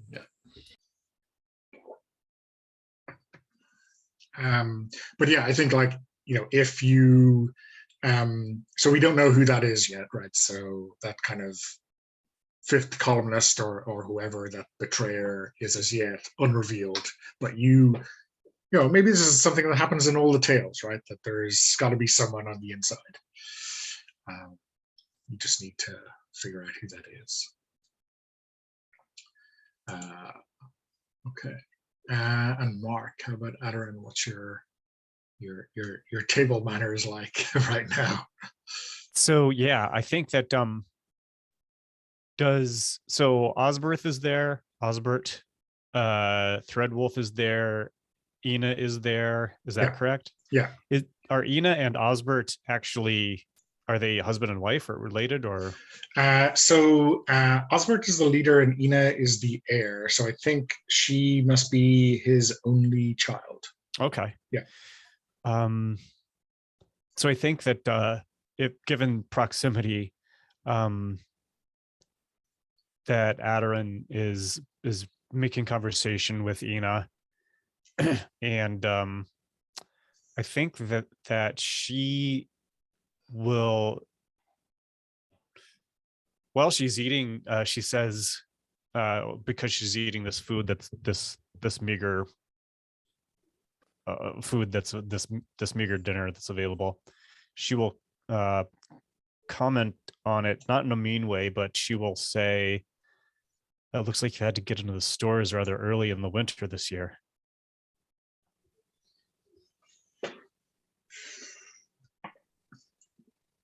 It's like we don't have anything. I mean, if we're eating this,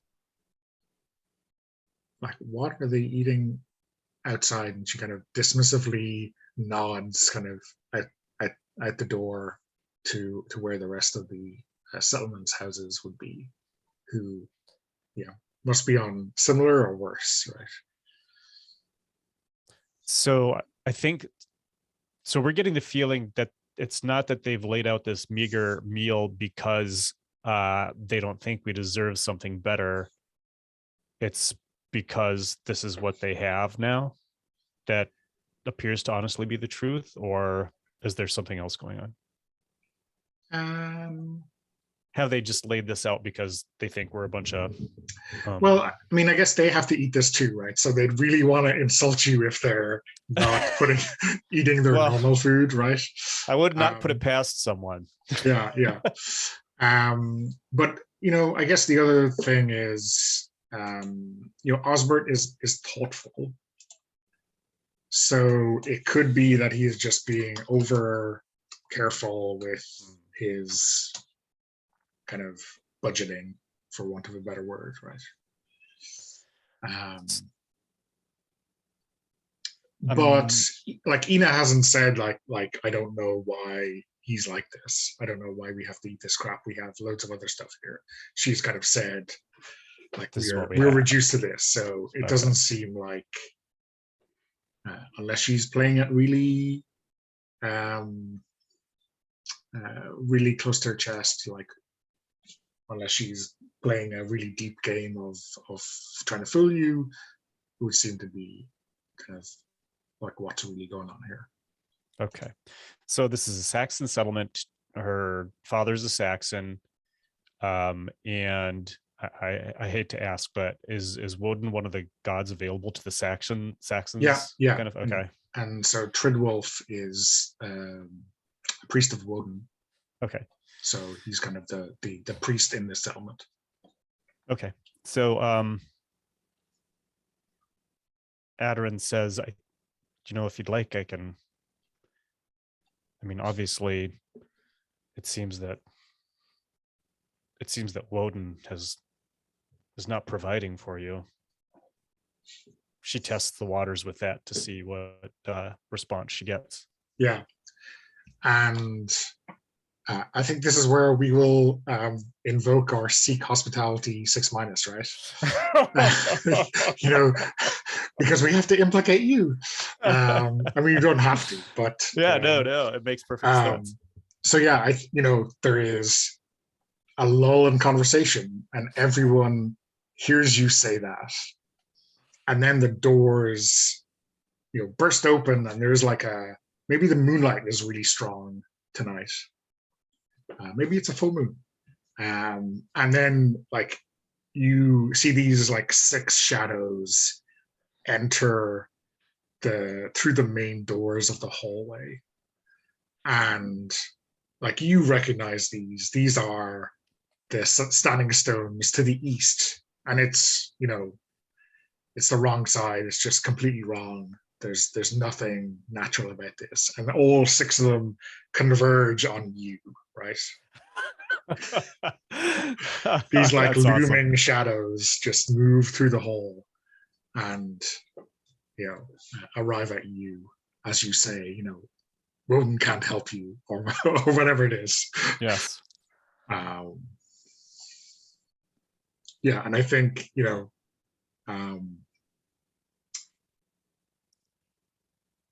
I think everyone is shocked. Some of them like leap to their feet. What's our reaction from Owena? Having heard this disparagement of Woden, and then seeing this portent. Yeah, Owena's first reaction is to protect all from these spirits coming, and then as they circle Adarin, she's hesitant. She's kind of now backing up to see if they've something to do with Adarin, specifically these shadows. So wait and see. Are you? Yeah, no, Dead. Once they start to circle Adarin, I'm now backing up to see if this is something like an Adarin only thing or an everyone thing. Okay, so yeah, and I think this is a dire portent, and I think most people are backing away from this, and by extension, backing away from Adarin. Right? Jasper, how about you? Yeah, I feel like my character is gonna back away as far away as yeah, I'm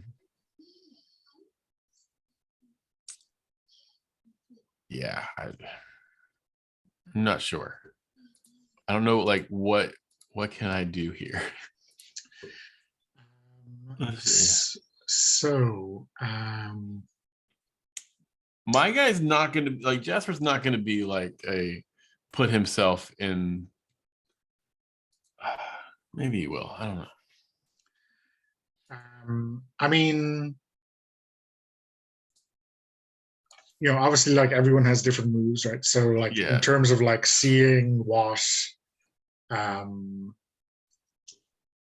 might have I guess the Skin Changer has the sight as their gift. I don't think Smite is immediately useful unless you're going to really take it out on Adarin. In terms of kind of normal basic moves, I mean, face danger, maybe. If you think you're going to stand up to this mystical portent. I think I'm going to do this move. Attend to me. I think I'm going to draw its attention. Remember what I said about him not putting himself forward? I take that back. Okay. He's got his staff, and he's like gonna do himself kind of big, and like maybe slams the staff down and just I'm trying to think of a one-liner he can give, but it's nothing's coming to me. So part of this move, the trigger is when you deliberately call for attention during a scene, remind us of a time your performance led to trouble. Yeah, totally.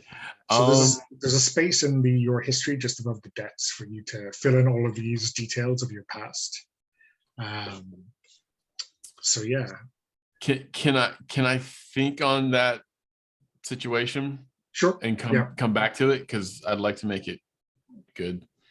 Okay. I think that. So now I roll plus subtle. Got a 7 again. So 7 save or what stops? Yeah.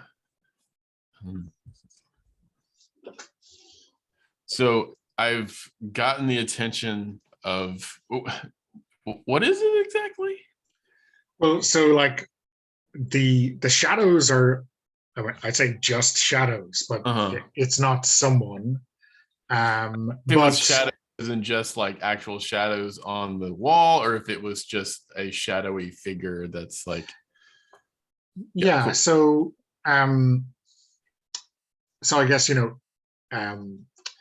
the way you see them, right, is twofold. One is like they're just shadows kind of moving as the light moves, but in a very kind of strange way, right? Gotcha. But to everyone in this room, they are kind of supernatural effects, right? So it says say who or what stops, watches, and listens long enough for another hero to act. So I think this could totally make those shadows stop, right? And like yeah, I think the shadows stop, as well as everyone else in the room, kind of just like for a second, there's the little bit of a record scratch, like what, like and everyone like eyes focus on me. So is this just like one word, or is this like the start of a story or the start of some kind of maybe I should start singing. Maybe I start singing a song, like a old hymn. Is like, I don't know any songs to sing right now, nor will I sing here. I maybe just like a low, like droning, like chant, like thing.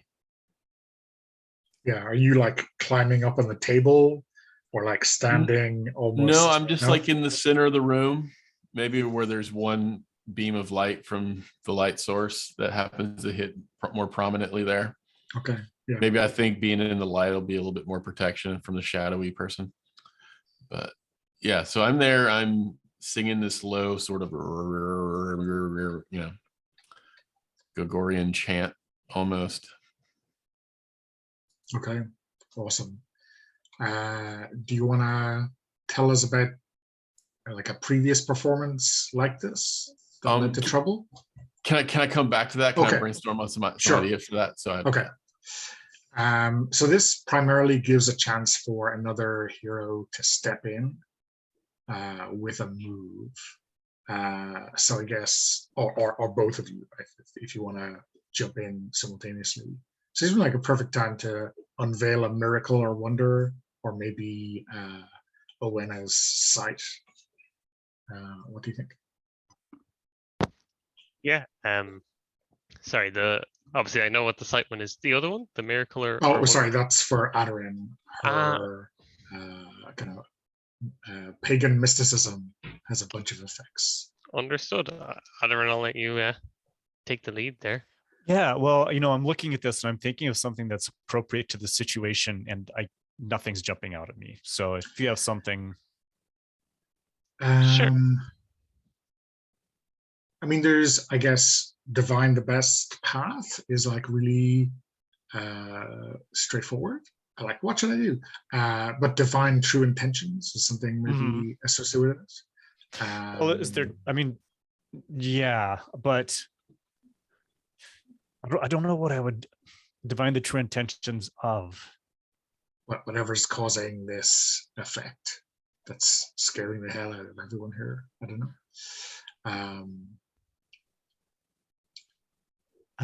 observe another place or time if there's someone doing something in the hill fort or in the standing stones, maybe. Yeah, I mean, if you pick something, I'll have to come up with something to answer that, right? Yes. Sean, did you have something that you wanted to do? If nothing happens, Owen, will call upon Woden for access to the site, but she is still waiting. So if Adarin does something, Okay. yeah, then obviously that won't happen. Otherwise, she will call upon the site if this continues. So I think Adarin has just sat in her chair during this whole production, and she's been nibbling on her turnip. And she looks at the door and she says, "What, you think I control the wind? You think I control the moon?" And she will go ahead and invoke her gift to try to determine what's happening at the hill fort, since she overheard discussion about the hill fort previously. So let's go to, I have to give another, I'm going to, oh my God, a debt. So I'm going to go down to Morrigan and add, I owe them. Yeah, I think Go it ahead. might have been -2 by mistake. I think it would have started at -1. I'm not sure. It's a question. Okay. So I'll move it to -2, although it was already there. Is that reasonable? Yeah, I think so. Okay. Um, Then I'm rolling with soul.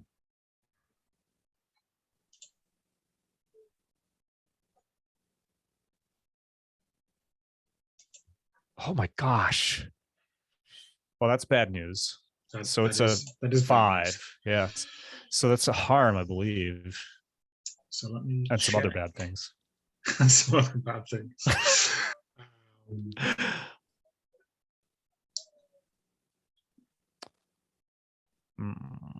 Okay, there's no 6 on this.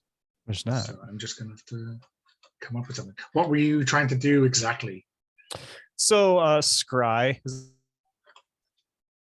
Like see who was controlling this, or see what these things' true nature was, or yeah. Okay. Maybe nothing bad can happen, Donna. That's why there's no 6-. Oh yeah, that must be it. I mean, that's what I do in every PvP move, right? Okay. Let me see. Oh, okay. So Adarin, like, what are you afraid of? Like, what terrible tales of these standing stone shadows moving in an unnatural way have you heard of before?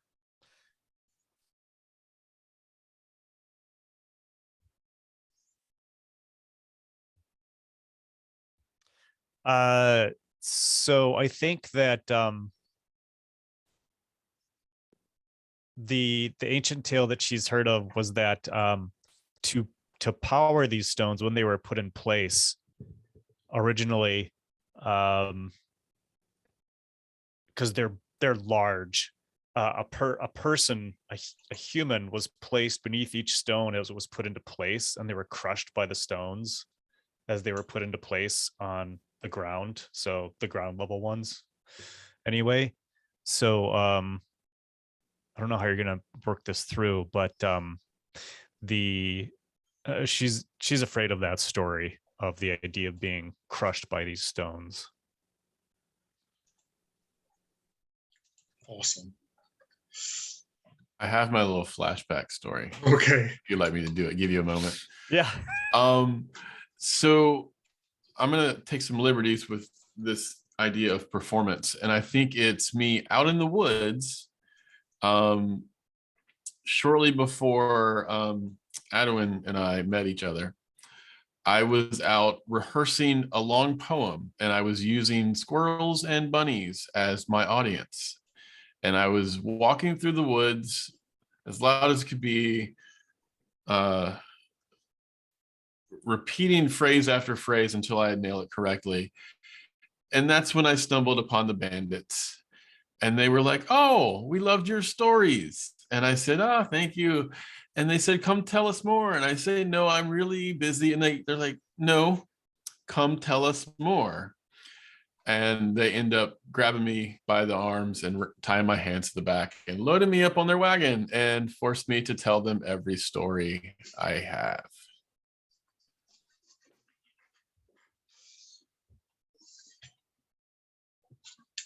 Get Gasper's latest stories on whatever podcatcher you use, right?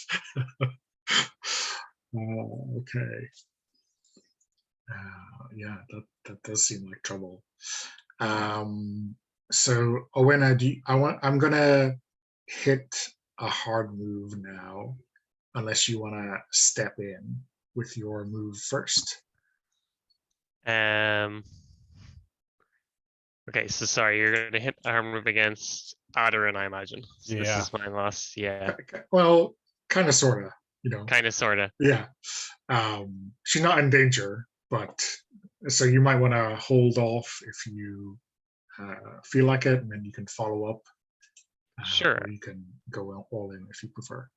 Unless I don't see any difference, right? I just saw Adarin basically eating a turnip or something. So, Very blasé, right? Yeah. So Right. I'm like, yeah. So I'm watching the turnip eating, I think. Yeah. So, so Hengist, who is one of the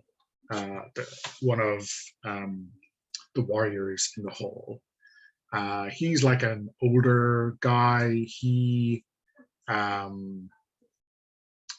is a little bit younger than Osbert, but maybe they have kind of been together for quite a while.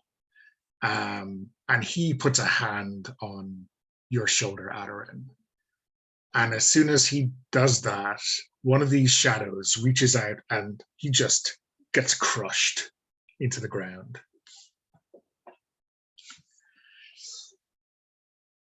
And Osbert draws his sword, and then he is crushed also. So I think he's not touching you, he just gets slammed. Maybe he's not killed, but he gets slammed back into the ground by one of these shadows. Adarin, what do you do?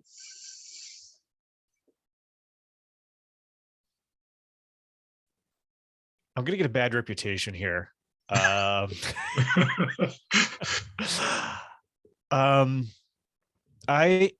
need to try to I mean, obviously I don't want these people just to be killed for no reason. So I'm going to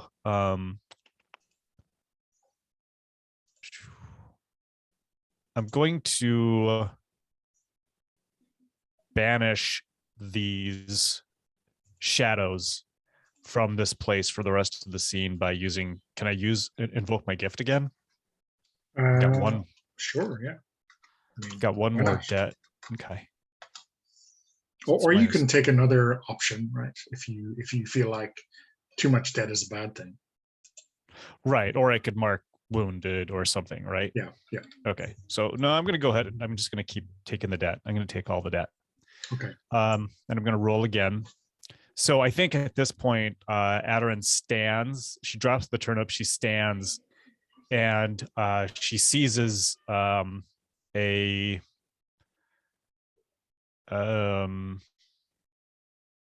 seizes a little pouch that she has with her, and she scatters some kind of powdered root around the whole area from her hand, and shouts, I banish you shadows. Something along those lines. Did I roll a 5 again? I was just going to say, if you get to 6 this time, someone can help you to give you a +1, but... I'm out. Jeez. Okay. So, what could happen that's worse?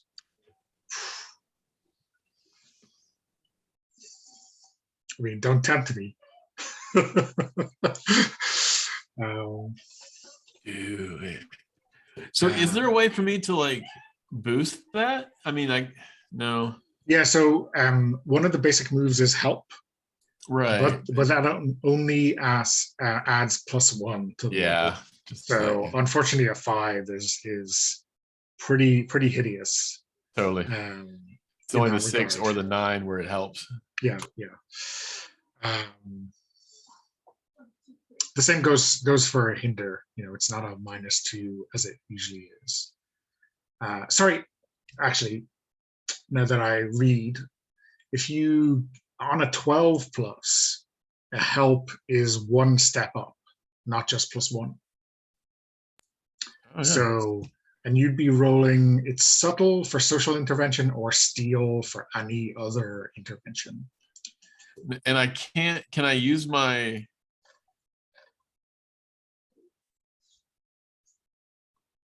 same move again? So No. no, not to boost, like not in this moment, I think. Gotcha.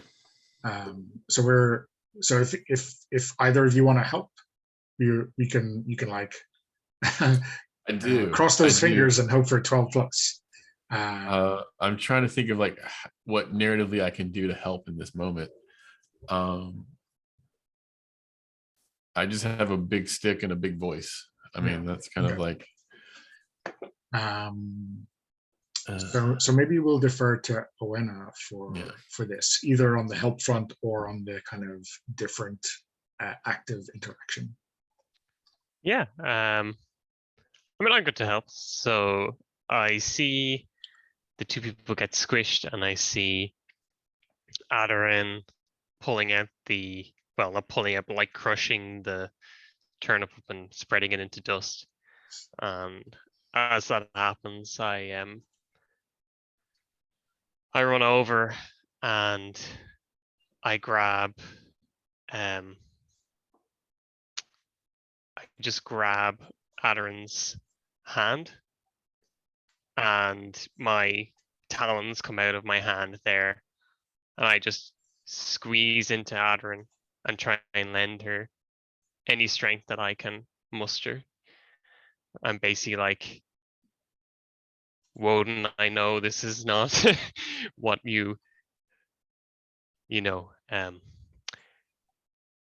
I know they're not fully aligned with what we believe, but I need your help now. And I try and channel it through me into Adarin. Okay, so you're with a +1 in steel. I guess you are hoping to roll 11 or 12 to make this count. Or I'm just going to take all the dangers, so that's fine too. Yeah. I mean, I'm just wondering what else yeah, I think like that's the only way to really stop this from steamrolling. Well, that's a C. No, I got E. Okay. So I get danger. Get danger. Yeah.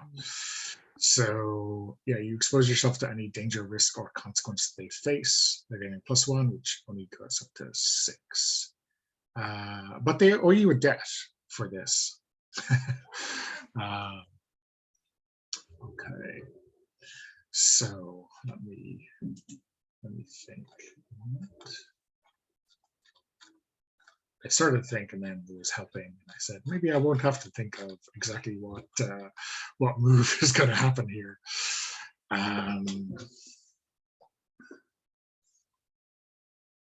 Oh, yeah. So I think Tridwolf has, maybe following Owena's lead, takes his staff and like reaches up into the air and calls on Woden to help. And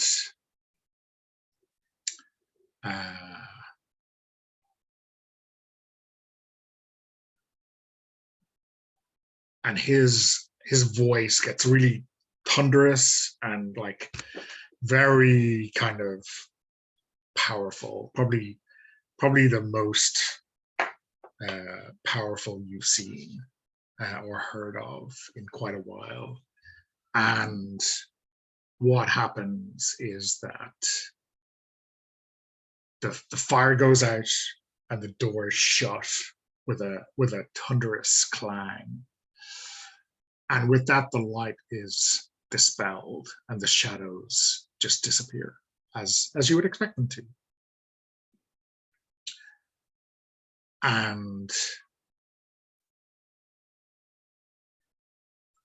everyone, maybe a few people are rushing over to see how Hengist is, but he's like dead, and maybe carrying Osbert, who maybe has had one of his legs crushed. So they're like dragging him over to see what they can do. But Tridwolf only has eyes for you, and he lowers his staff, says, "What we must do is clear to me now. Adoran, you must pull down those standing stones. We must desecrate that pagan site and free the souls of the sacrificed."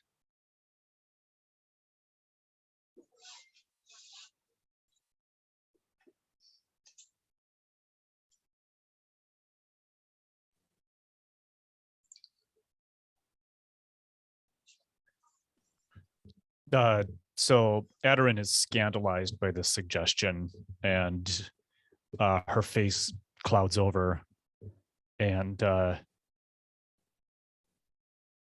she doesn't say anything because she knows right now is not the time to take any action until things have kind of calmed it down a little bit. Yeah. Yeah, so this is, Tridwolf using his power against Adoran's direct interests, right? And maybe this is revenge, but maybe it is what must be done.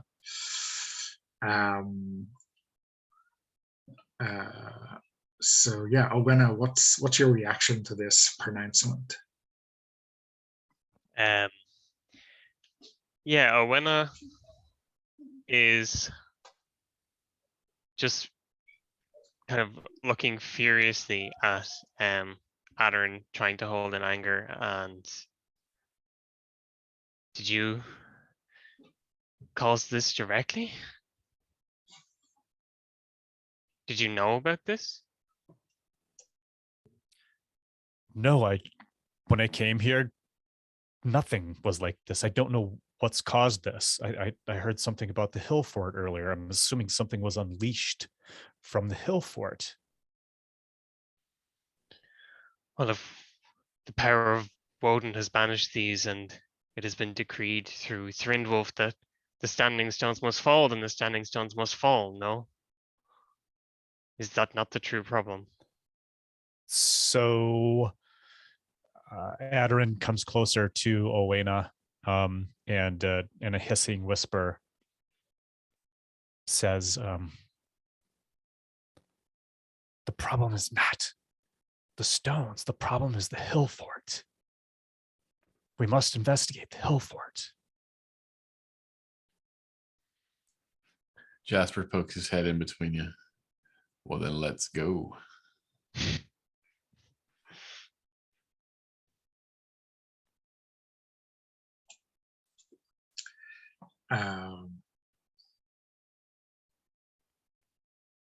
Yeah, so I think we might be due a break.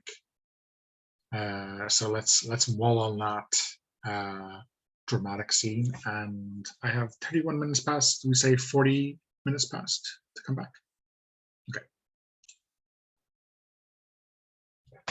Okay, so I guess we have or you have your Stark mission from Tridwolf, although obviously Adoran is well, the Morrigan will have words to say. So do we fast forward a little bit? Maybe to the next day, maybe get a sense of what people are thinking of. Sure, it's good by me. Okay. Should we just like fast forward right to the shrine or where, like, the place we were going? Yeah. I think Adoran may have other things in mind.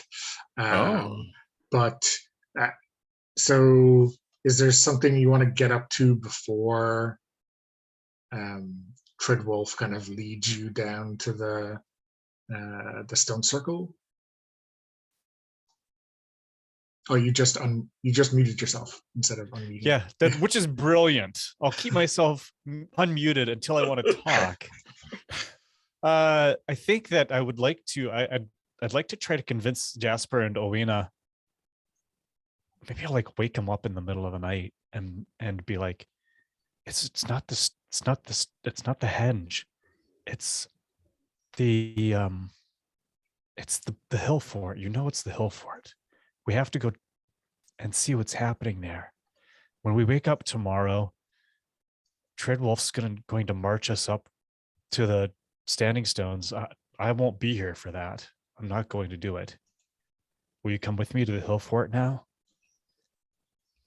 And do I need to do anything to kind of convince them? So the convincing move that we kind of discussed much earlier was for NPCs only, which is to do as you ask. For PCs, you gotta, I think, call in a debt. Yeah, I was gonna ask for you to explain yourself. Like, why do you think it is? Like, you're so sure. Then why? No evil could emanate from the standing stones. It just, that doesn't make sense. That's not why they're there. They couldn't be co-opted. But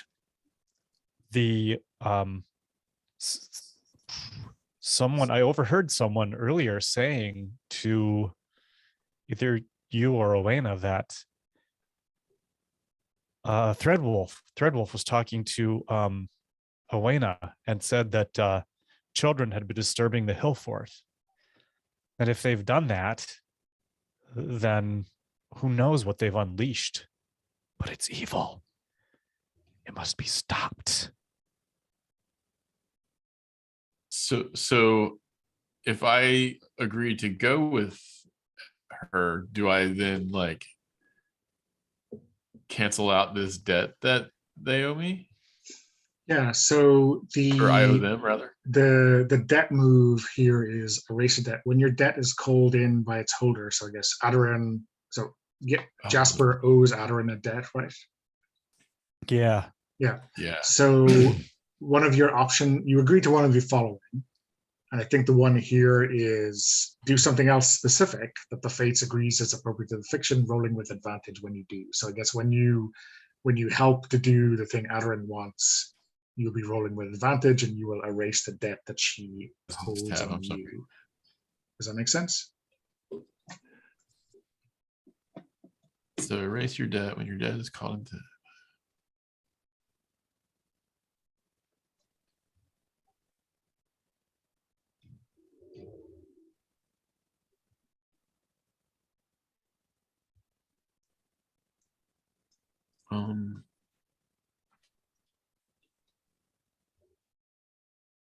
So I owe the debt, and by acknowledging or by believing what they're saying, would that just like? Yeah, so if you choose to do one of those actions, I guess, which is the last one probably that's most pertinent to this, you get to erase the debt that she holds on you. So she's calling it in, you're saying, sure, I'll do this, and we'll cancel that debt for that. And that's the erase a debt move. Yeah. Okay. Yeah. And in fact, when you do the thing that she's asking you to do, you will roll with advantage when doing so. So, you know, Cool. there's some, I guess there's a mechanical advantage to getting convinced, right? I'm convinced. So do I change that now? Yeah, so you've agreed to do the following, which is, sorry, Mark, Adarin wants Jasper to go with her to investigate the hill fort. The hill fort, yeah. Okay. And once Adarin is convinced Jasper, she's going to like look Jasper in the eye and then do like side glances at Owena, like help me convince Owena that that Owena needs to come with us. Yeah. So has she said she doesn't want to go? What's Owena kind of like been, what's their demeanor been during this discussion? If it's this current discussion, Yeah, about going to the hill fort. Well, yeah.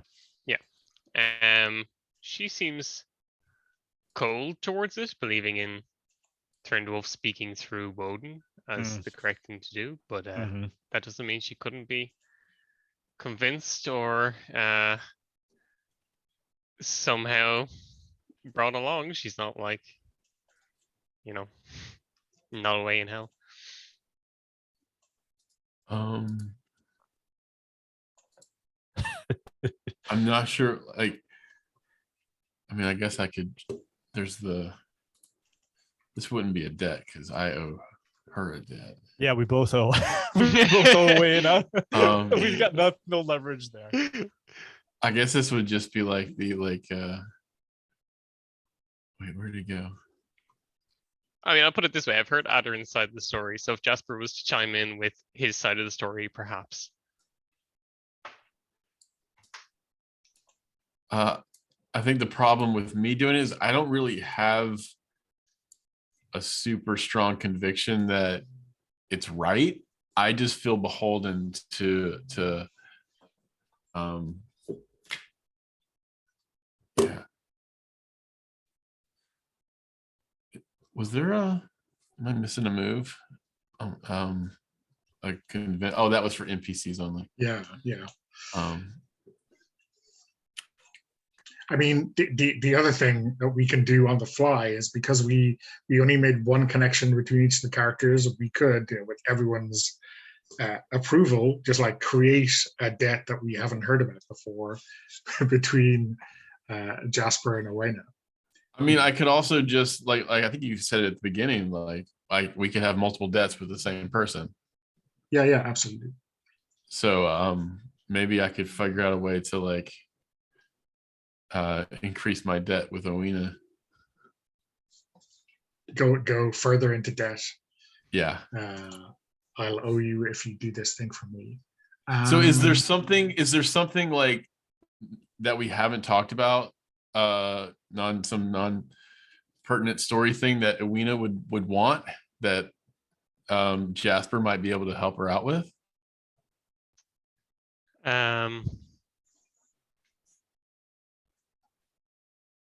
Yeah, I think Jasper could.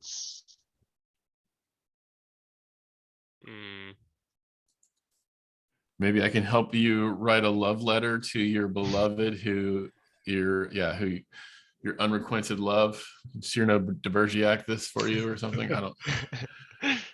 I actually think what Jasper could help me do is help me perform a ritual to cleanse what had been done to not Mangus. Mangus, my acquaintance who was in my eyes still wrongly sacrificed. If you could help me, yes. If you would agree, then I will agree to come with you guys to the hill fort.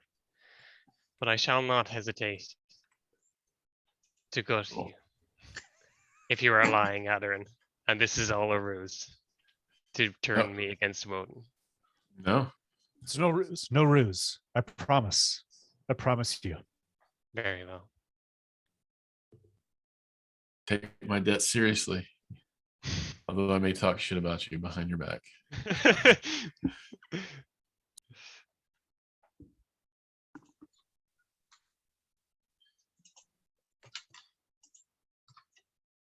So we know the hill fort was hidden by Heimdall. Is that correct?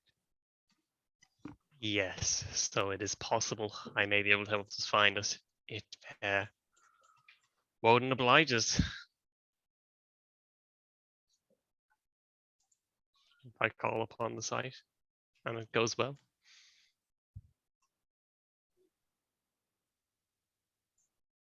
Okay, so yeah, so you're doing this in the middle of night before Twin Wolf comes on you to desecrate the circle. Do you think sneaking out of the settlement in the middle of the night without anyone's cooperation is risky, or do you get some help from someone, or what's the approach? Ina has helped us because she owes me one. Okay. We meet her in the back and she's like, shows us how she showed us her sneaking out path that she used to take. Yeah, perfect. So yeah, I think does this eliminate the debt? Do you think?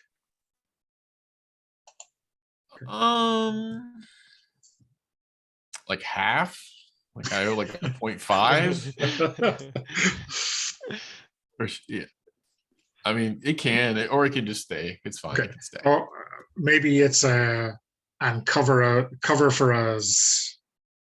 You know, if things go off the rails, or help us make sure we get back in without getting spotted. Maybe it's not just show us the way out. It's don't pay the ferryman till she brings you back.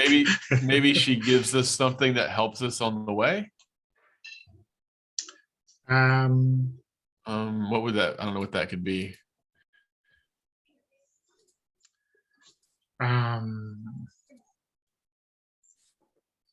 Maybe she gives you a token which she has kind of purloined from her father, which she says is like proof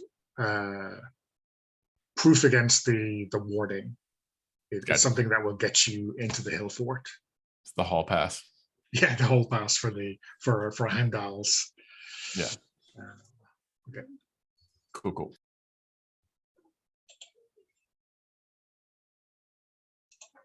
Okay.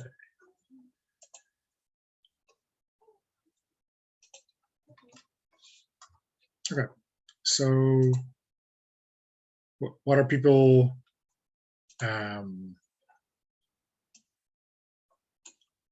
How far is it away to this hill fort? Is it like a couple of 100 yards up the hill, or a mile, or? Probably not too far if the children kind of like stumbled upon it. I would think. Yeah, Sure, yeah. That makes sense.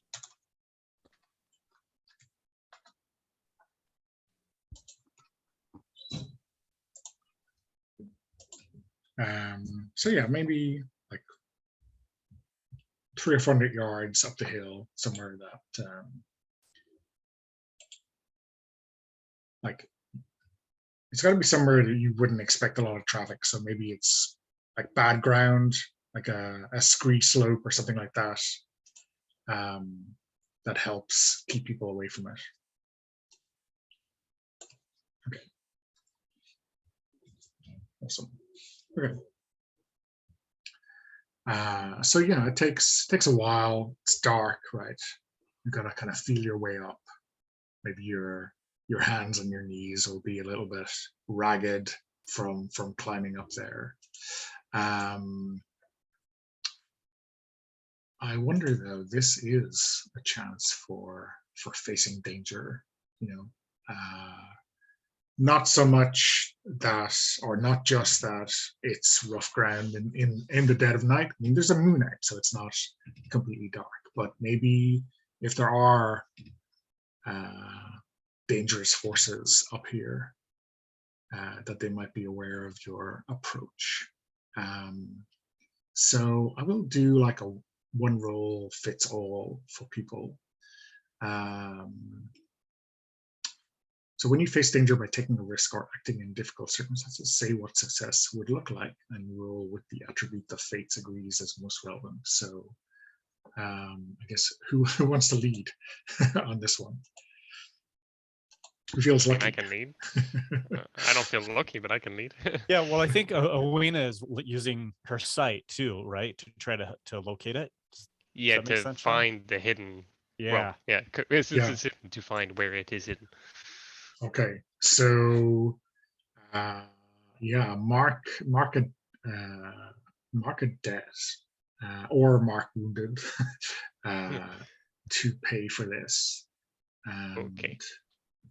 A debt to Woden, I imagine. Woden, yeah. Cool. And then roll plus soul. Cool. So that should be, let's see, 10. The +2. Okay, awesome.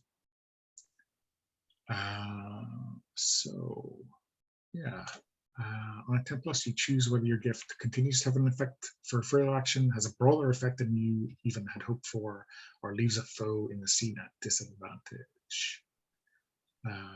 What do you like from that? I think continues to have effect would be best if that Yeah. seems good. So it's like almost it's showing me both somewhat of the path there as well as where to actually find the hidden entrance. Okay, Perhaps. yeah. So what does it look like, this site that you get from Woden that shows you exactly the nature of the hill fort?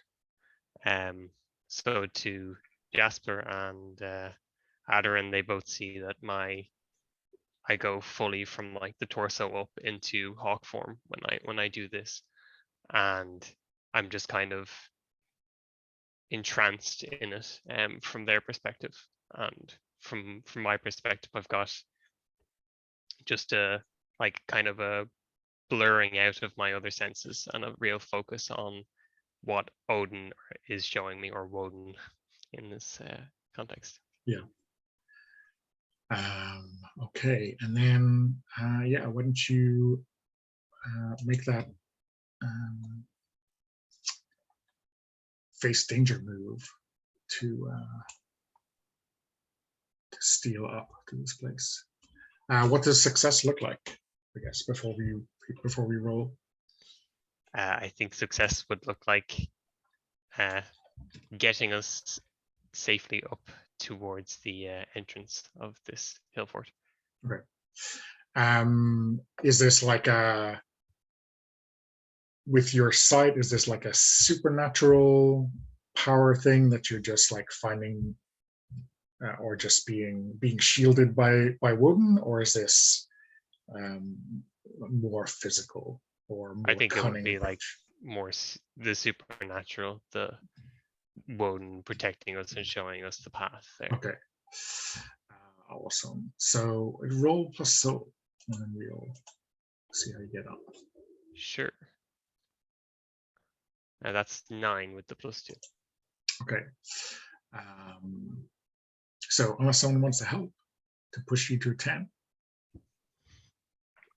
I totally want to do that. Let's kick the tires. When you say how you help another hero, roll plus subtle or roll plus steal for any other intervention. So plus steal. Yeah. Yep. And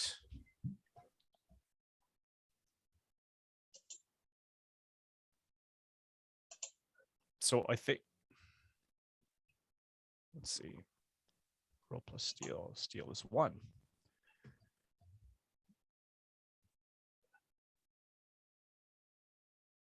Eight. So Okay. on an 8, So you're going to expose yourself to risk or danger, but this pushes them to a 10 plus. Yeah. So you don't get one of those repercussions. And now Owena owes you a debt because you got a 7 plus on your on that. excellent. So what does this look like when you help her? Yeah. So I'm sorry. How are you framing this, Sean? That Woden is guiding me and therefore us through the correct path Perfect. and shielding us from the dangers around us. So I think that Aderin, even though she doesn't worship Woden, she knows that all these gods are real. And so she will kind of like say a little prayer to Woden that she learned from a Saxon sometime in the past to try to boost to bolster Owena's interactions with Woden.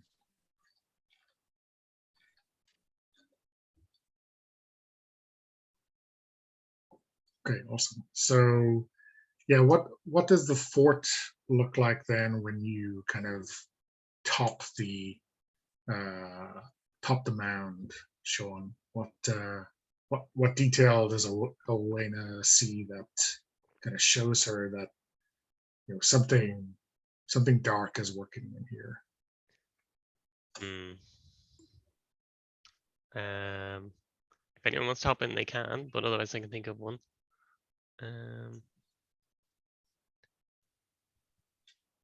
So we've had the shadows already.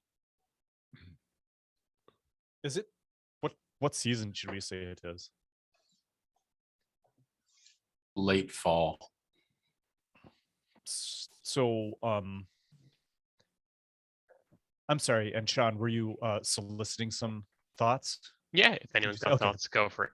That's what I Please. thought. So like so there are late summer flowers that had been sprouting up on the hilltop, and they've all been crushed down into the ground, like not just by someone walking upon them, but as if by an extremely heavy force, like crushed down a couple of inches lower than the rest of the ground around.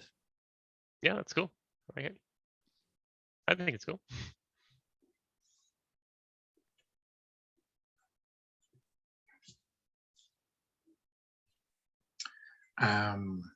So yeah, I think in here, because you get a 10 plus, so you're not noticed at all by whatever's up here, and I think you see Bardawolf, who is the disloyal trader in the town, and he is burning something in the center of the hill fort. And I think you kind of, it's like obviously the smoke is just coming out of this brazier or something, but you can kind of see the air shift around him as if he is calling on some other more ancient supernatural force. And yeah, I think probably I'm not sure what language he is speaking. Maybe it feels, yeah, it feels, like not quite not quite British and not quite Saxon. It's something else, right? It's something maybe more ancient. And I think for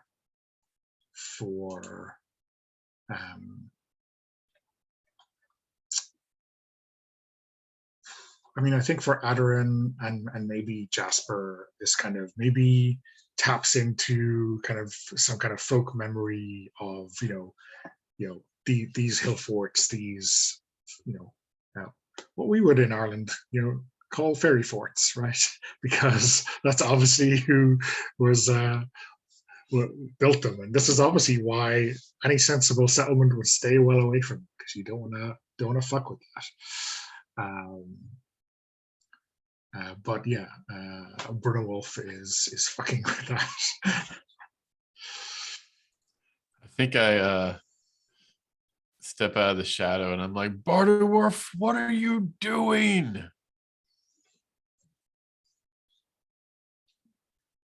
Is he like deep in a trance and doesn't hear me? Or? I think he kind of whips his head around at you, like standing at the top of the standing at the top of the hilltop, looking down on him, and I think I say you're playing with dangerous stuff there, Bartlewolf.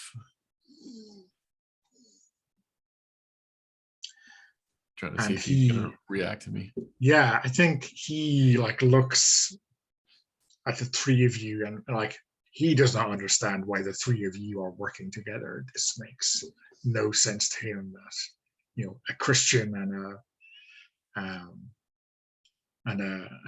a God-fearing Saxon and then Adoran, this strange pagan British woman, would be kind of collaborating on this. And I think he just draws his sword because when you positively got to kill everyone in the hill fort, except no substitutes. Is he coming at me? He's not coming at you. He is not quite foolish enough to charge uphill at three people, but he is like measuring you. And I again ask him, like, what are you doing up here? And I say his name after every sentence because it's slowly becoming an insult.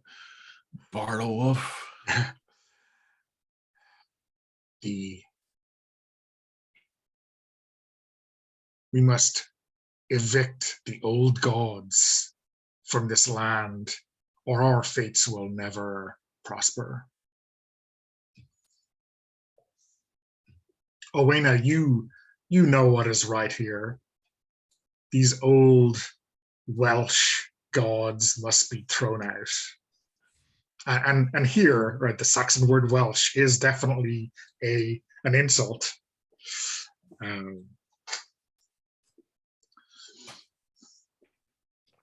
Yeah, I think I'm already a hawk at this point.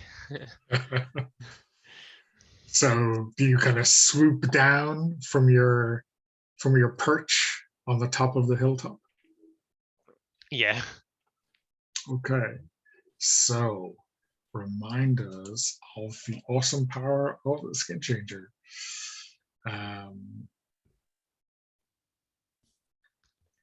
Yeah, so I think we just see snippets of when I could not control her powers as much, and she's just, you see her just tearing pieces with her beak from just innocent people, just shredding them apart and carrying their bodies up to like a basically nest that she had when she stayed in bird firm for longer. Okay. Yeah, so I think you should have two moves, right, for your beast. So you're right, I only picked one. I have bestial strength, and I guess I'll pick another one now. Let's just go rage. Okay. Okay, cool. So when you try to render them vulnerable, roll plus soul, whatever you described. So render them vulnerable is like the combat move. When you seek to overcome a defense the fates have described, say which and what you do, then roll plus the attribute the fates agreed is most relevant. Roll with advantage if you're exploiting an exposed weakness, but you're rolling plus soul, right? because of you're always rolling so because you're a magic skin changer. So rolling plus soul. That's 13. The skin changer goes to 11. Okay. So yeah, and thankfully, Alan obviously appreciates high rolls because there's a new option. There's like a 12 plus option for here. So there's a 10 plus list. You describe how you choose one, and then there's an extra couple of options. So on a 7 plus, you describe what success looks like while fate erases that defense, but you take harm as established, then your foe chooses one. On a 10 plus, you describe how, but you get the extra benefit for the 12 plus. Okay. So yeah, there's a lot to take in on that move. So yeah, I was planning to basically swoop down and just pin them in with my claws. So that would, I guess, be what success looks like. Okay. So then, yeah, there is kind of a lot there. So on the 10 plus, I describe how I overcome another defense, dodge their attack. So I think dodge their attack sounds decent. So they had their blade ready for me, held out to in my path, swooping down. And as I'm coming in, I just grab it with my beak and throw it away as I'm coming in with my claws. Okay, cool. So So yeah, I'm gonna choose something from the 7 plus, which is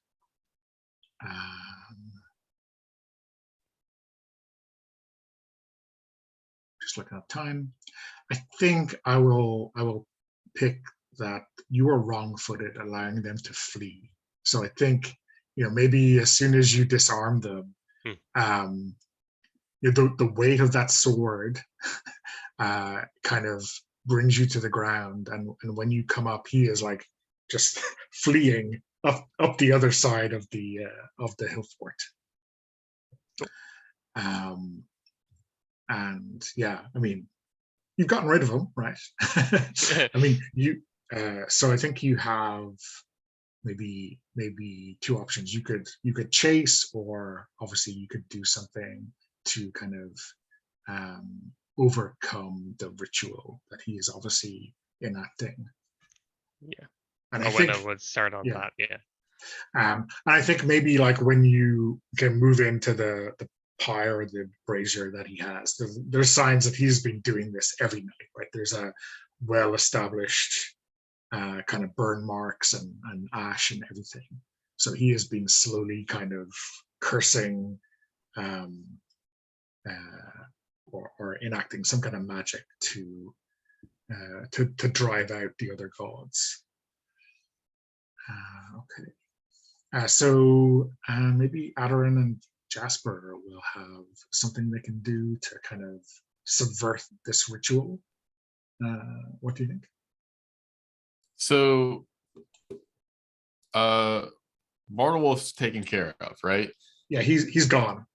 He's gone. He's taken a big rip from Excellent work. from Owenna's talons and dropped his sword and run. Cool.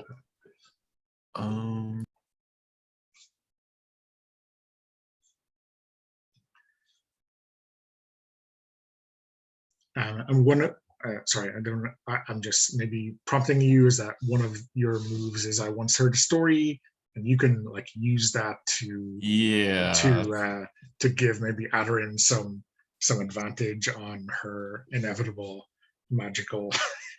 She'll need all the help she can get based on Mark's previous roles. Yeah, the past. Adeline, do you have a game plan yet? Do you know what you would like to? Well, if I so it looks like I can have Adoran invoke her gift. She's going to have to be wounded, and then she would try to banish a curse from this place.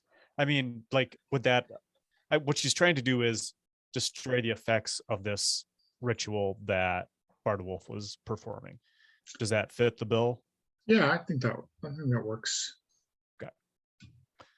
So that's what I'm going to end up doing there, Clint.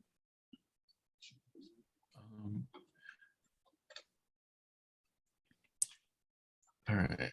Trying to think of a difficult decision or a choice to be made. Oh God's dead. What kind of difficult decision could I make? Anybody have any ideas? Could this be the end of Jasper? The ultimate. Is it? I mean, here's the difficult decision maybe for Jasper. This guy Bardewolf wanted to destroy the old gods. And is Jasper a Christian? I never saw him as like, I mean, probably in name, but not. I mean, maybe it's a victory for Christ if you banish the old gods. So you have to decide, should I let this ritual kind of finish out what he started, maybe? Or stop it? I want to stop it. I definitely want to stop it. Okay. Because the gods are such good fodder for stories. Absolutely. Is that a tough decision though for Jasper to make then? Is that the tough decision? Yeah, I think at this point that's all he's got going for him. Don't kill off Jasper. Yeah. When there's a difficult decision or choice to be made, owe your gods a debt to remember the tale with the best advice. I mean, self-sacrifice. Odin is not in Yeah. your wheelhouse, but everyone else here will appreciate that story. Right? Yeah, that's where I'm like, wait, what kind of danger could I put myself in front of right now? There's just this ritual going. Is there like, I don't know narratively like what to get in the way of, or what's a. So I feel like I keep interrupting, so I apologize for that. Oh no. But I wonder if you, in assisting, like setting me up for this, put yourself in danger when I inevitably fail the roll and there's blowback from trying to stop the ritual. That certainly puts you in danger. You're in danger of, like, by helping me, of, I don't know. That's my thought. Donna, Sean, thoughts? I mean, I don't know that it makes perfect sense to say you'll be in danger when I miss this roll, and you're giving me advantage. But so maybe like front loading that sacrifice makes the most sense to say, maybe it costs Jasper something to give you that.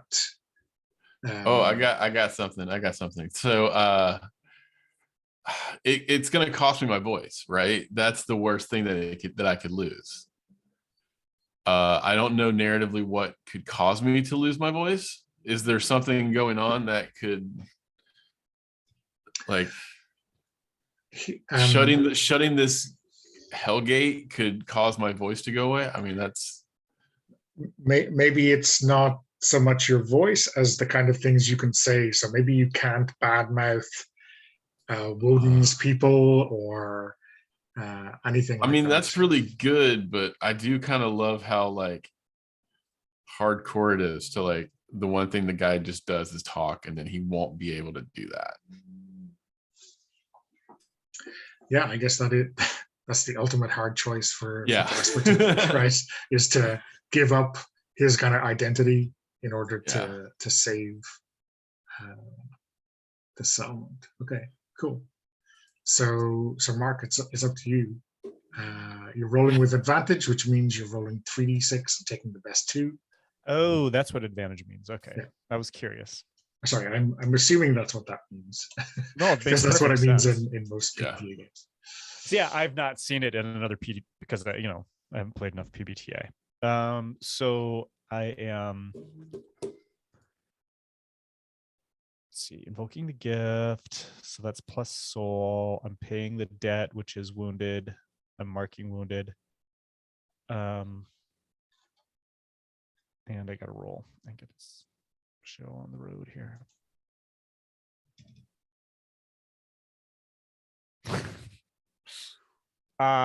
Just a bash. So you rolled an 8. Yes, thank gosh. Plus 2, so 10. Okay. Yeah. Awesome. So yeah, why don't you describe what this looks like, and maybe when we tail off, describe how Jasper describe how your sacrifice kind of shows itself at the end. So I think that the Aderin, she knows that the old gods want more. The Morrigan wants blood, so she takes her knife, and apparently the only way you can ever ritually cut yourself is across the palm.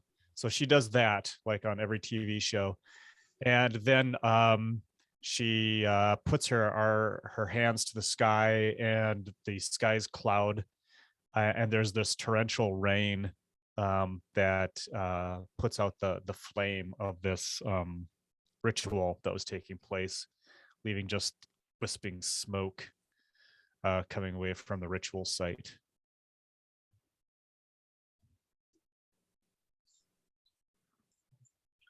And then Jasper.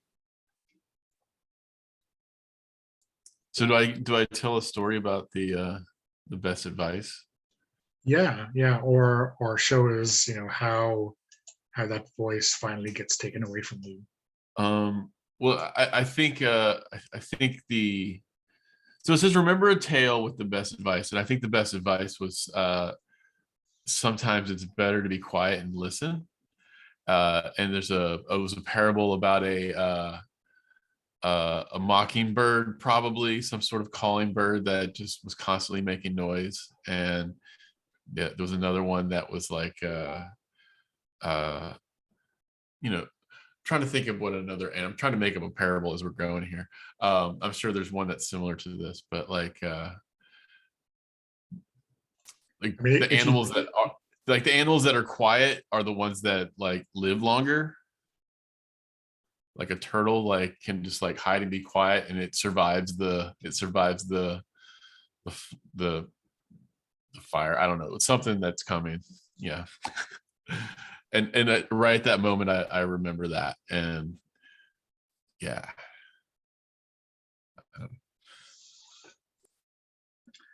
And then Owena, what's kind of your reaction to this downpour and the magical curse being lifted? I just look to Aderin and Jasper and give a nod, and I fall to my knees as I take in what's just happened.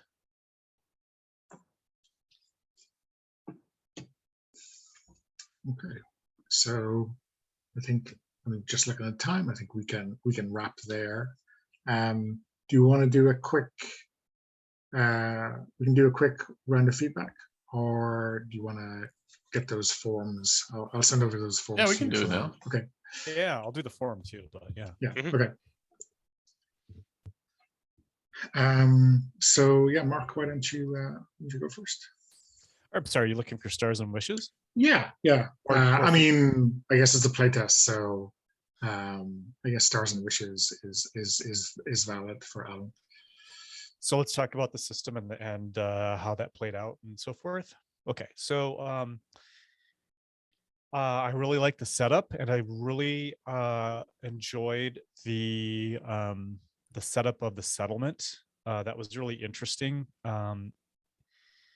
And I'm assuming that it's kind of Monster of the Weeky, where you would create a new settlement probably every week, which is super cool because it gives you a lot of different NPCs to interact with, all kinds of different stories. The characters and the character options are all super interesting, and I think that the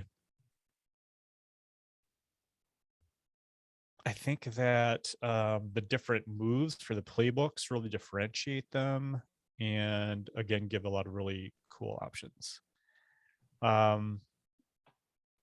can honestly, I was thinking, boy, I kind of would love to play this and play a month of it or whatever, because it really feels like, it would be really fun to go and just it's as an adventure going to resolve these problems in a new settlement each week. Those are the things that come to mind immediately. I didn't have any difficulties with anything. I didn't think nothing seemed like it was way out of order for any of the things. Maybe some of the mechanics with the debts are a little bit nebulous. So something along those lines might be kind of like explaining them, or examples, or specific, maybe not either of those, but just specific instructions to follow when you're doing things with those debts. I'll let somebody else talk, and then I'll probably have something else to say later. Cool, thanks, Mark. Yeah. Sure, go ahead, Clint. Yeah, I also like how like this game does the bit where, you know, it wants you to tell stories about character things that happened in the past that led up to that. I dig that about these newer games that are doing that. And it looks like all there's moves that are gearing towards that, or most of them, a lot of them are rather. And like I was saying that where was it? That one move that had the oars. Oh yeah. The look about you, like it gives you more options to, like, as a player, to get to like influence the world and the narrative, which I always love. That's great. Yeah. Okay, awesome. Thanks, Clint. Sean, how about you? Yeah, I think it's really interesting. I like the setting. I also liked the settlement setup, actually. I thought that was quite cool. And I think it could be even interesting if maybe, for example, Keowald or something came with us to a new settlement, maybe, or something like that, if it went on.